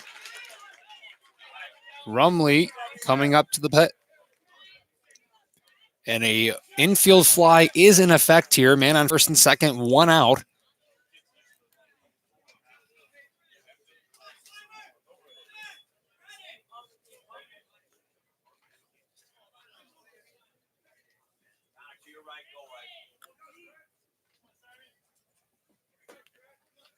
Catcher Chris Nino is on deck. And that ball is hit into foul territory. That is going to be threatening big time.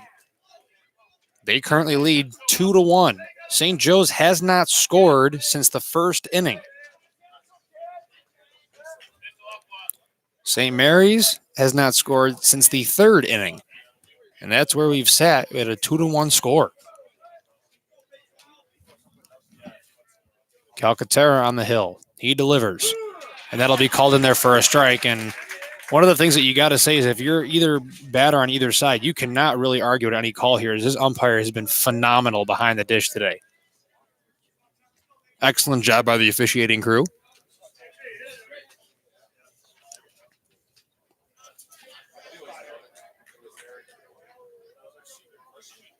And the delivery, that'll be a base hit over to the shortstop. Can they try to make the play?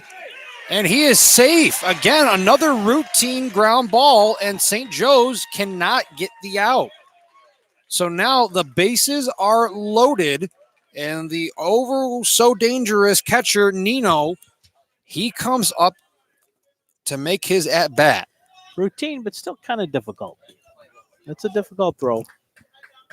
You're going opposite way. Well, I have a very fast runner at number 1.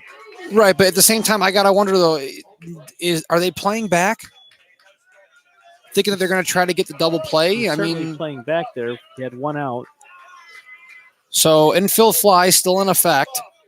Nino up to bat. Calcaterra was in the windup. Now he's going to go from the stretch.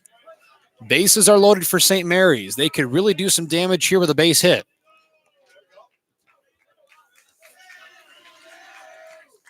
And the pitch. That is down low, but not far enough for any advancement. And now time will be called here, and we will see what the coaching staff has to say to Sam Calcaterra.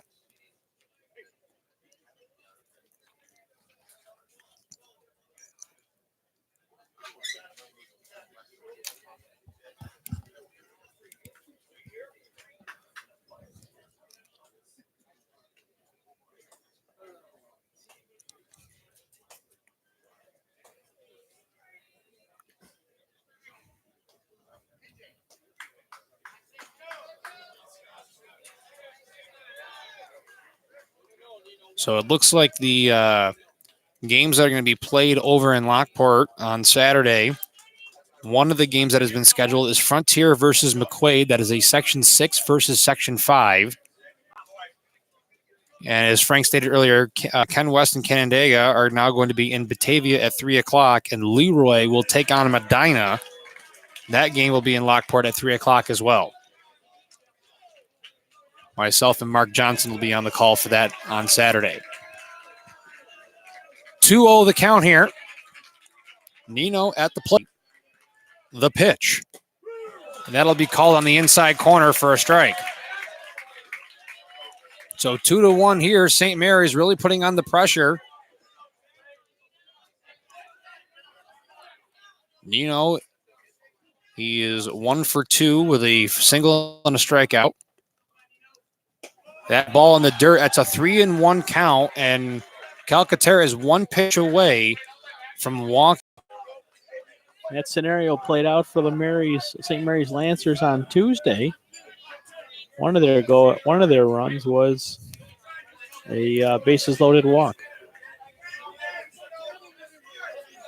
Definitely a pressure situation here for the junior. And that ball is low, and the bases loaded walk run comes in, and now St. Mary's leads 3-1.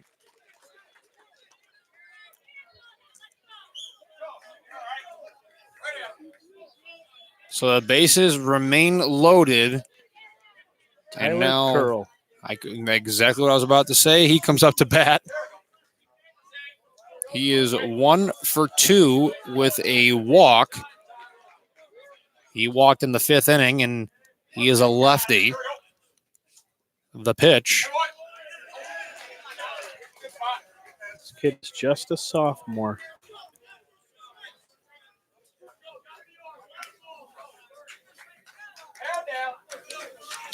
Infield in.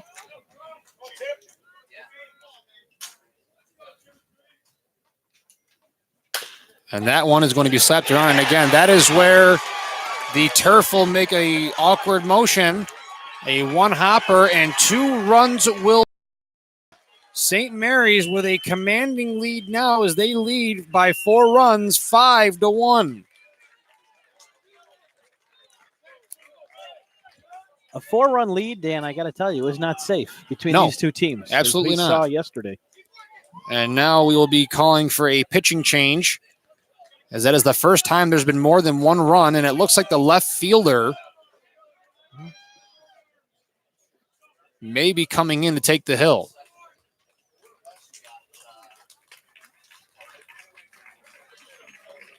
And Calcaterra not happy with himself.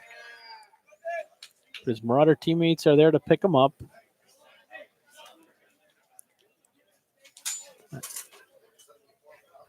With that pitching change, might as well take a quick break here from one of our sponsors. Maybe we'll hear from 2 of them. We'll be back in just a few moments.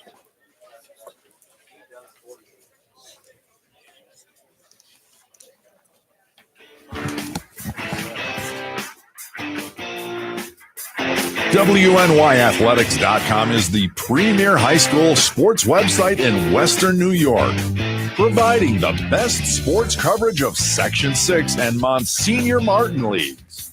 Check out our page for daily game recaps and late-breaking sports news. Our online scoreboards are updated in real time. Never miss a goal or touchdown. Visit WNYathletics.com today or follow us on Twitter, like us on Facebook, and subscribe to our YouTube.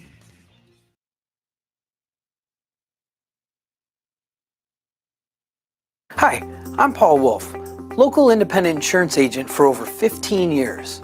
We represent over 30 insurance companies to try to find the best coverage and the best price for you. We're family owned and specialize in auto, home, and commercial insurance. Call the Paul Wolf Agency today at 835-9653 or stop in at 2686 Elmwood Avenue in Kenmore.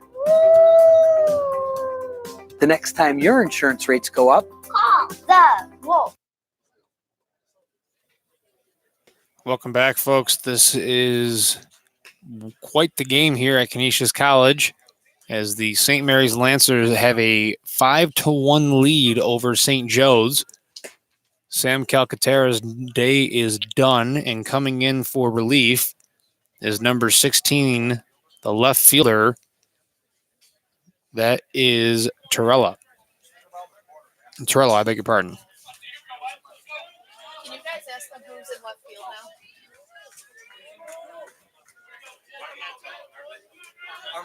now? And Armento will take over in left field.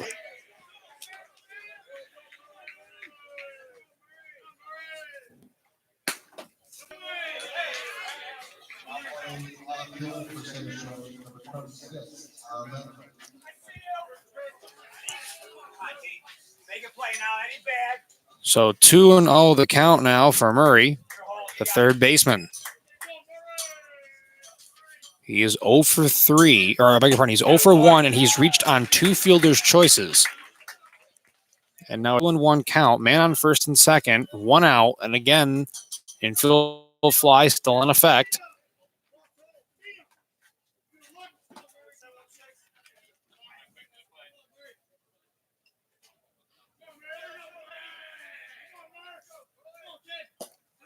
And that pitch is down low, 3-1. So pitching has been a bit of a problem here for St. Joe's.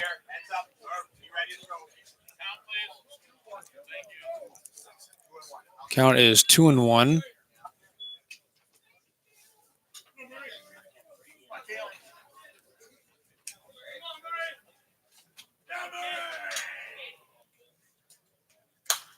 And that pitch will be fouled away over the backstop. It'll be 2-2.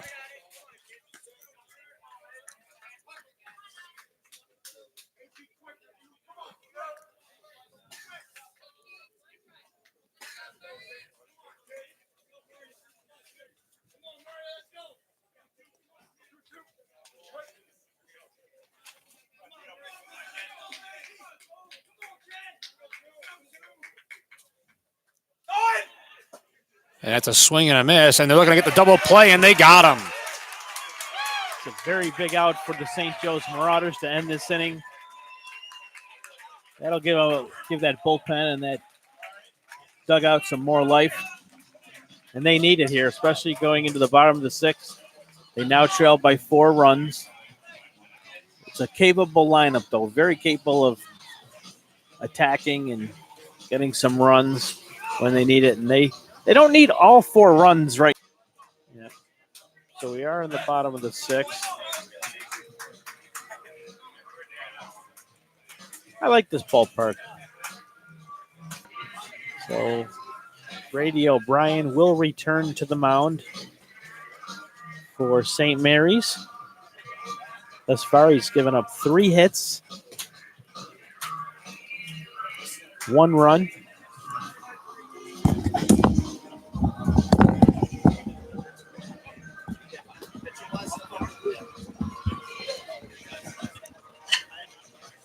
Lancers have put 9 hits up, 5 plated. The only error in this game was attributed to St. Joe's earlier in the second inning. O'Brien's still on the hill, and I have no issue with this at all if you're St. Mary's.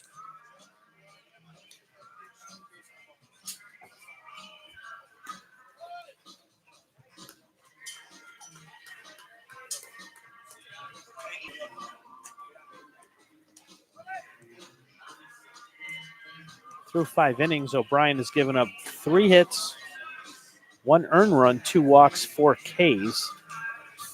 He's been using that curveball since we opened up this game, and he's been very, very good. There was some activity in the Lancers bullpen 2 innings ago.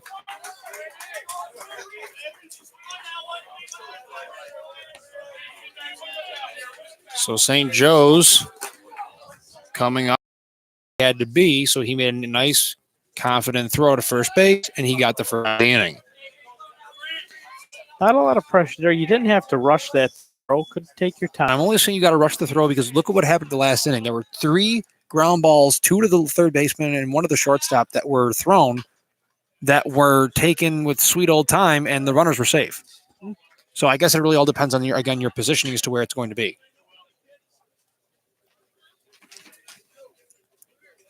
And now Nino's going to go take a quick conversation with O'Brien.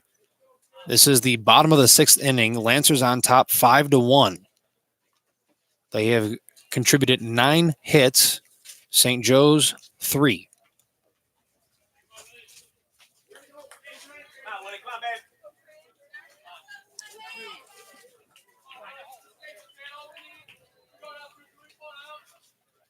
And the pitch that's a ground ball over to the third base side and a long throw, and they get the out.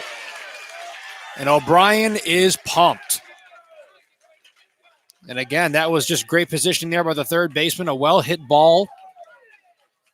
Short hop, and they were able to get a piece of it and a better throw. And now Murphy, the catcher, he will come up.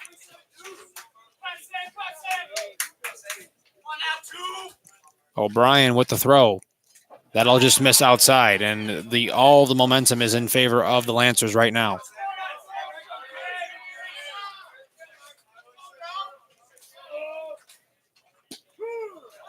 And that curveball falls in there for a called strike.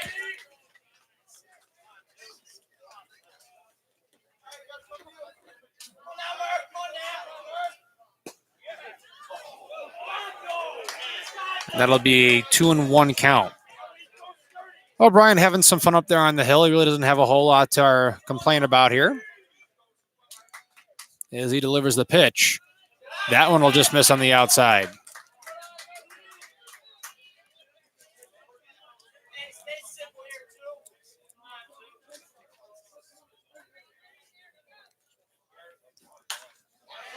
As that ball will be cranked into center field, and that'll drop down for a base hit. Long turn for Murphy as St. Joe's gets somebody up on the base path. That's really the first big hit we've seen O'Brien give up since probably the first inning. Right, and he still has he has 2 outs to work with, and now he will focus his attention on the third baseman, Flocare. Flocare is 0 for 1 as he was hit by the pitch earlier in the first inning. O'Brien does have a good move. He's picked off 1 already. Actually, I should say 2 because it was a stealing attempt and they caught it running on the steal.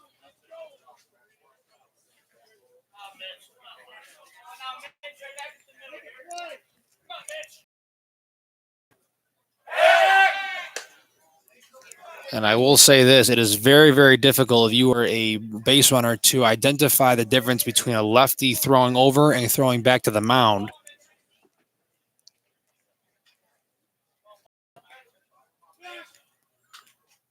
And that ball, that's the second time that he's been hit by the pitch.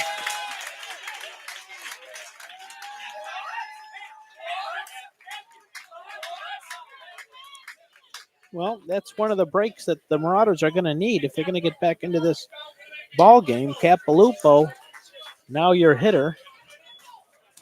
Like I said earlier, Dan, before the inning, there are 2 outs here in St. Joe's. They don't need to score all 4 runs now if they're going to get back and tie this game. And there was a pinch runner that was brought in for Flocare. That's Mike Merrill.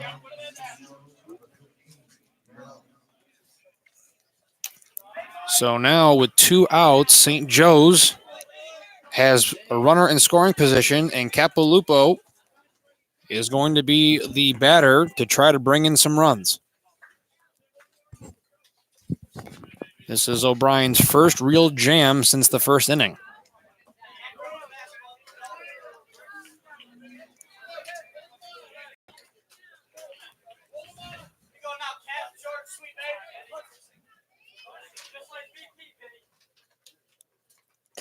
And the pitch called in there, strike 1.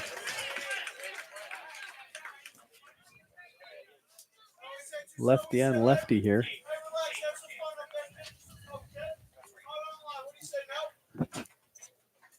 We will possibly have another batting change here. At the moment, it looks like Armento is on deck, but that could change.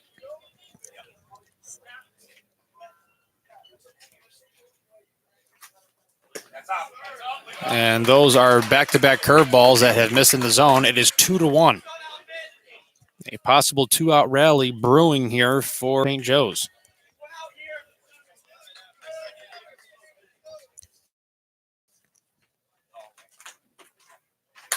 And that is a ball ripped into the gap.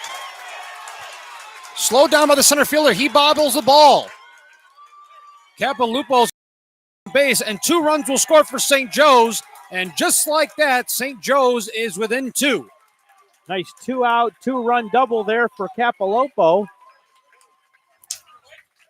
As he was looking at, I believe, 0 for 1 on the day. He had a walk, and he wasn't picked off, but his substitute runner was. Or maybe he was picked off earlier in this game. So now we still have a runner in scoring position at the double, and Jack Gilbert, and I don't know who you'd rather have up there. Gilbert is 0 for 2 today. And now the coach will make a trip to the mound. And this may just give some time for if anybody is warming up in the bullpen to get themselves warmed up, as that is the first time that O'Brien has really had that much of an issue. And Zabluski has come back into this game. He was the first baseman he kind of got nicked over at second base there, and he is still hobbling out there, and he did not want to get taken out of this game, and I can't blame you in a situation like this. So he knows what he's doing. And when you play first base, not really a whole lot for you to do. Believe me, I know. I played first base. Coach Wagner showing a lot of confidence in his senior pitcher. This is his final game. And, he has been making good pitches. So Gilbert up now. He hits one. And that one will, second baseman, that will end the inning. So Gilbert will go 0 for 3. And it is 5-3 in favor of St. Mary's. And I am curious to wonder if O'Brien is done for today. So that will take us to the top of the 7th inning. And due up for St. Mary's will be the pitcher O'Brien, Tome, and Zabluski again. That is where we will start for the top of the 7th inning here at Canisius College. We'll be right back with a quick commercial break. Hi, I'm Paul Wolf, local independent insurance agent for over 15 years. We represent over 30 insurance companies to try to find the best coverage and the best price for you. We're family owned and operated. We specialize in auto, home, and commercial insurance. Call the Paul Wolf Agency today at 835-9653 or stop in at 2686 Elmwood Avenue in Kenmore. The next time your insurance rates go up, Call the Wolf.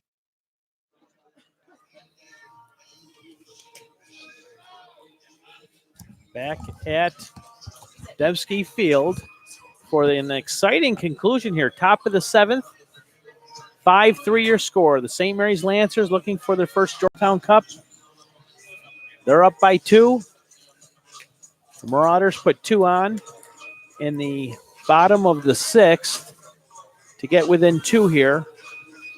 We'll see if the Lancers can add to their 2-run lead. Back to Dan Lalama for the call. Thanks, Frank. 5-3 right now. The Lancers, this may be his final at-bat of this game. We're not entirely sure if he will go out to pitch the next inning. I would say it will probably all depend on what St. Mary's does in this top of the 7th, as that ball is crushed to center field. And they will make the play. Is flying out is O'Brien. I'm told O'Brien has thrown 89 pitches through 6 innings. Should still have a little bit left in the tank, but I wouldn't give him too much rope, Dan. No, I wouldn't either. But at the same time, though, if you get 2 early pitches, you throw them in, they hit the ball, and they get the out. There's 2 outs. You only throw maybe, I'd say, less than 5 pitches. I would say just finish it. So now coming up to bat is Tom, and he is 1 for 3 on the evening. He had a single earlier in the 2nd inning, and that first pitch goes high for ball 1. When the Marauders come back to bat, they have the 8-9-1 coming to the plate. 8-9-1. And that is a swing and a 1-1 the count. And an 8-9-1 for St. Joe's. You won't see Kate Dick again. I don't know if DeCarlo will get an at-bat. There was some discussion prior to Gilbert flying out, grounding out, I should say. There was some discussion as to who the next batter would be. A number of Marauder warming up in the batter's box.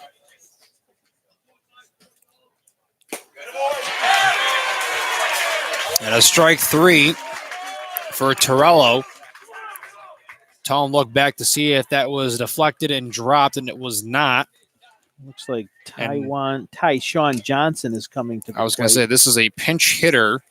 And as Frank just said, this was number 5 Tyshawn Johnson, who will come up to the plate. So with Tyshawn Johnson, he is also a lefty coming to the plate. That means he could be heading to either right field or maybe he does go to the mound, Dan. Possibly. And he's one I have not seen pitch before. I would probably think that he would start off in the outfield, and if O'Brien can't finish, they would put him up as that ball will go over the backstop.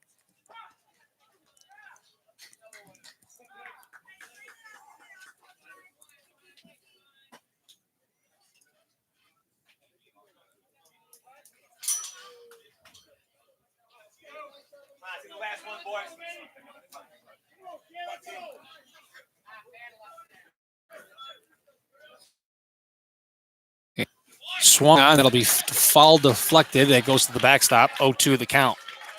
So Torello is one more pitch away from getting out of the inning, and St. Joe's with their last opportunity here to regain the lead. They are down by 2, and they need 3 for the victory.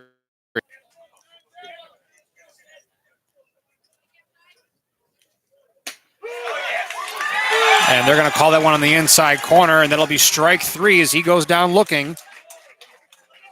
So now coming up for St. Joe's, well, we'll see if they made any quick changes, but it is due up 8-9-1.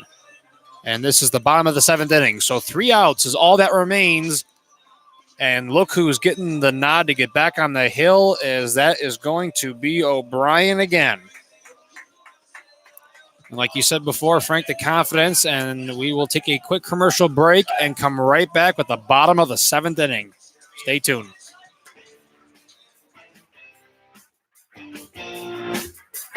WNYathletics.com is the premier high school sports website in Western New York, providing the best sports coverage of Section 6 and Monsignor Martin leagues. Check out our page for daily game recaps and late-breaking sports news. Online scoreboards are updated in real time. Never miss a goal or touchdown.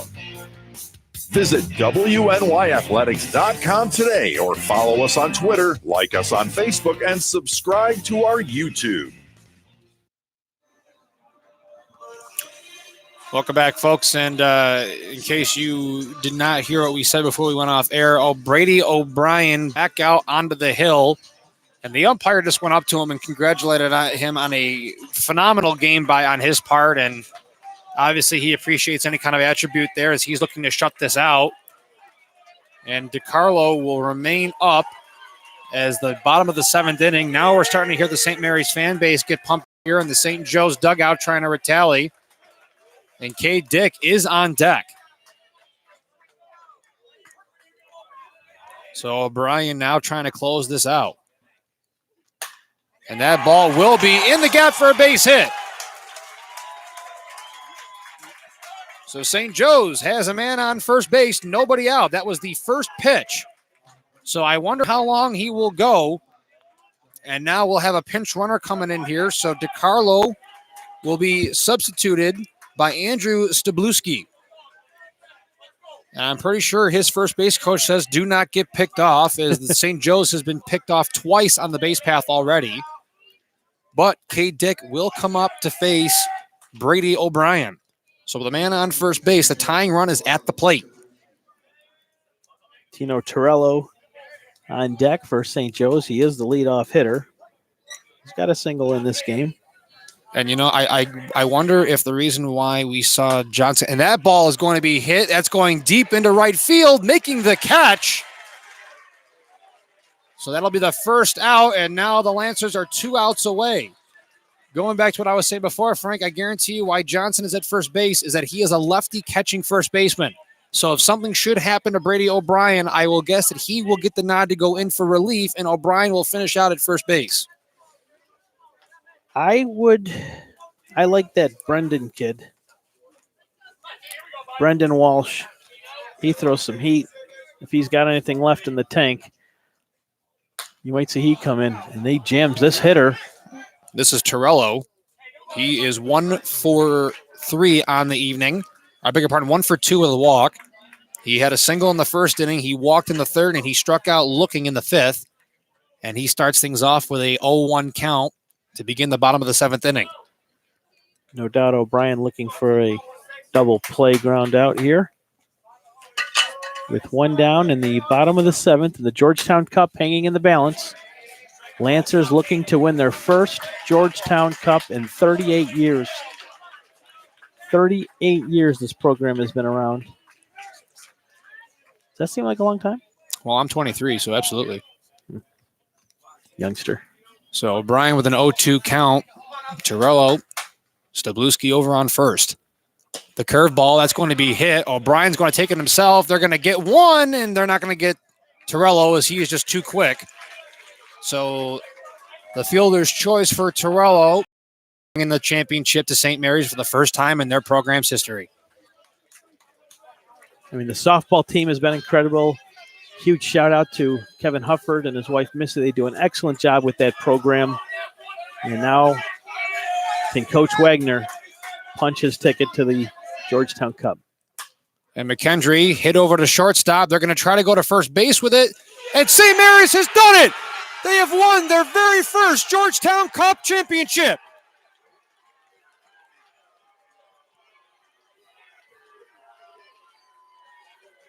Well, they beat him on the ice a couple of years ago, and now they beat him on the field. Great congratulations to St. Mary's for bringing that championship to them. The umpires, a phenomenal job by them today, as they will head off after a very, very well done game. And congratulations to St. Joe's for getting to this point.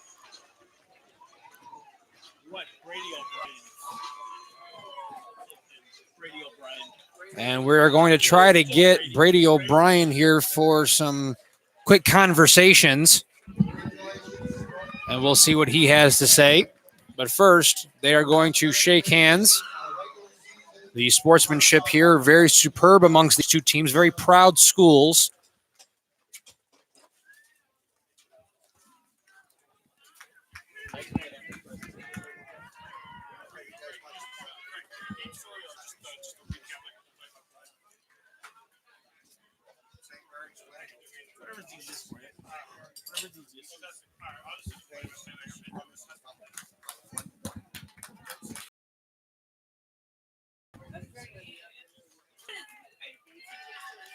Lots of love there between O'Brien and the head coach.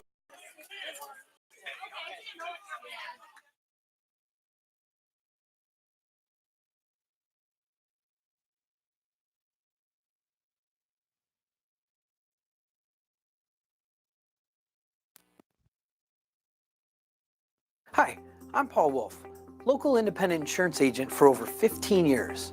We represent over 30 insurance companies to try to find the best coverage and the best price for you. We're family owned and operated. We specialize in auto, home, and commercial insurance. Call the Paul Wolf Agency today at 835-9653 or stop in at 2686 Elmwood Avenue in Kenmore. The next time your insurance rates go up, Call the Wolf.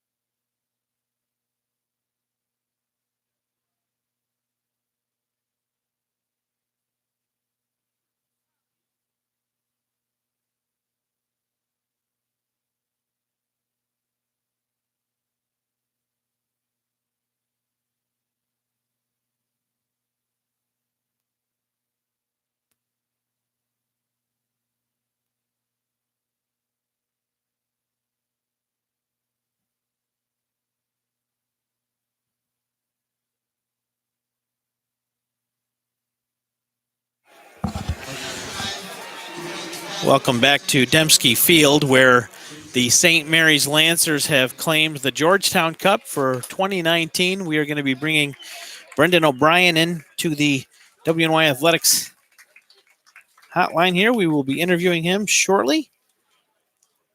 Pete Schneider, from the executive director of the Monsignor Martin, is handing out a plaque to St. Joe's. Had a fine year, runners-up this year.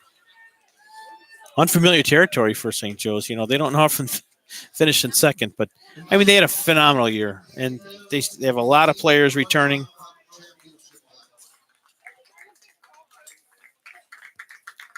Of course, we won't see Will Hearn. He's moving on. Will Carlone, excuse me. Will Carlone moving on to VCU in the fall. But an unbelievable performance today for Brendan O'Brien. Picked things up where he left off yesterday. Just an excellent job by the senior. His curveball was working today. And the Lancers are now celebrating with the Monsignor Martin plaque. We hope to bring him in. We're going to have him speak with our Dan Lalama in just a few moments. Shortly after O'Brien, we will bring in Coach Wagner. We'll hear from the player of the game, the WNYathletics.com player of the game. And as Dan Lalama mentioned, he will be out in Lockport this Saturday for the regional playoff action for public schools, New York State Public High School Athletic Association. Out at Lockport, you've got Clarence and Medina. I will be out in Batavia with Kenmore West and Brockton. And then down in Fredonia will be... I'll have to get back to you on that. Too many teams playing, and I can't remember them all. We appreciate you tuning in today to WNYathletics.com coverage of the Monsignor Martin Georgetown Cup. Thanks to Logistics Plus of Buffalo, Paul Wolf Insurance Agency, WNYathletics.com, of course, 300 Level Media. We appreciate you advertising on our platform today. Thank you very much. We'll be back in just a minute with Brendan O'Brien, the winning pitcher in today's contest.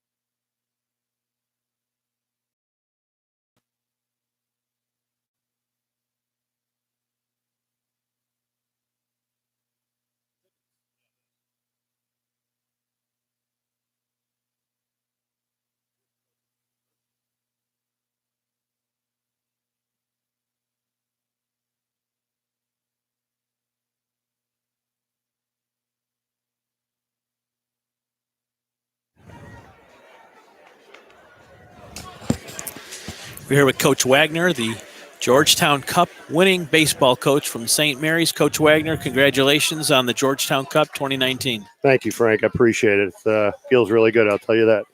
How many times did you think about replacing your starting pitcher, Brendan O'Brien, today? My last visit, I talked to him about it, and he said, don't you dare pull me. So, you know what? He's a senior, and he's a gamer. And you know what? It came to the last inning, so let him finish it. It's either win or die, and it was in his hand, and he got us the win. Outstanding. He came through for you as well in the third inning with a triple, scored your go-ahead run. Yep. And he just continued to use that curveball. Yep. And was there? What else did you see other than Brady having a phenomenal game on the mound? You had two pickoffs. Yep, those were key. Another thing about Brady is he holds runners well, and we thought if we could throw hard, and then bring him in, he's not going to walk anybody, and he's going to throw strikes behind in the count. So, and he could throw his curveball, 3-1, 3-2. So, other than that, just an overall effort by our guys. There's some kids that were injured a little bit, but, I look at Cole Laskowski, he's a senior. Cole Murray's a senior. Alex Bellett's a senior. So, congratulations to those guys. They contributed heavily to the success of our team this year and our program over the last 4 years. So, we got a nice group. Sophomores, Brandon Thome, Trent Rumley, Ty Johnson, Tyler Curl, Connor Schmidt, Sean Brown. We have a nice young team, but I'll tell you what, Frank, I losing my voice. I hear you. Coach, do you remember on Tuesday before game one, you came over to our area and you asked us not to bring something up? What was that? That was you remember. Yeah. Don't bring up the fact that we haven't won a World Cup yet. And, you were saying that it's probably our year. And I said, don't go there. Don't go there. So I'm a firm believer in karma and baseball, superstitions. The gods rewarded you today? Yeah, my father's up in heaven, and he's probably just clapping his hands along with my mother and father-in-law. Super excited. I can't tell you how much I wanted it for him. And I know he's proud of me right now, and he's proud of our team. So, Coach, congratulations again on the 2019 Georgetown Cup. Thank you very much. That was head coach Mike Wagner winning the 2019 Georgetown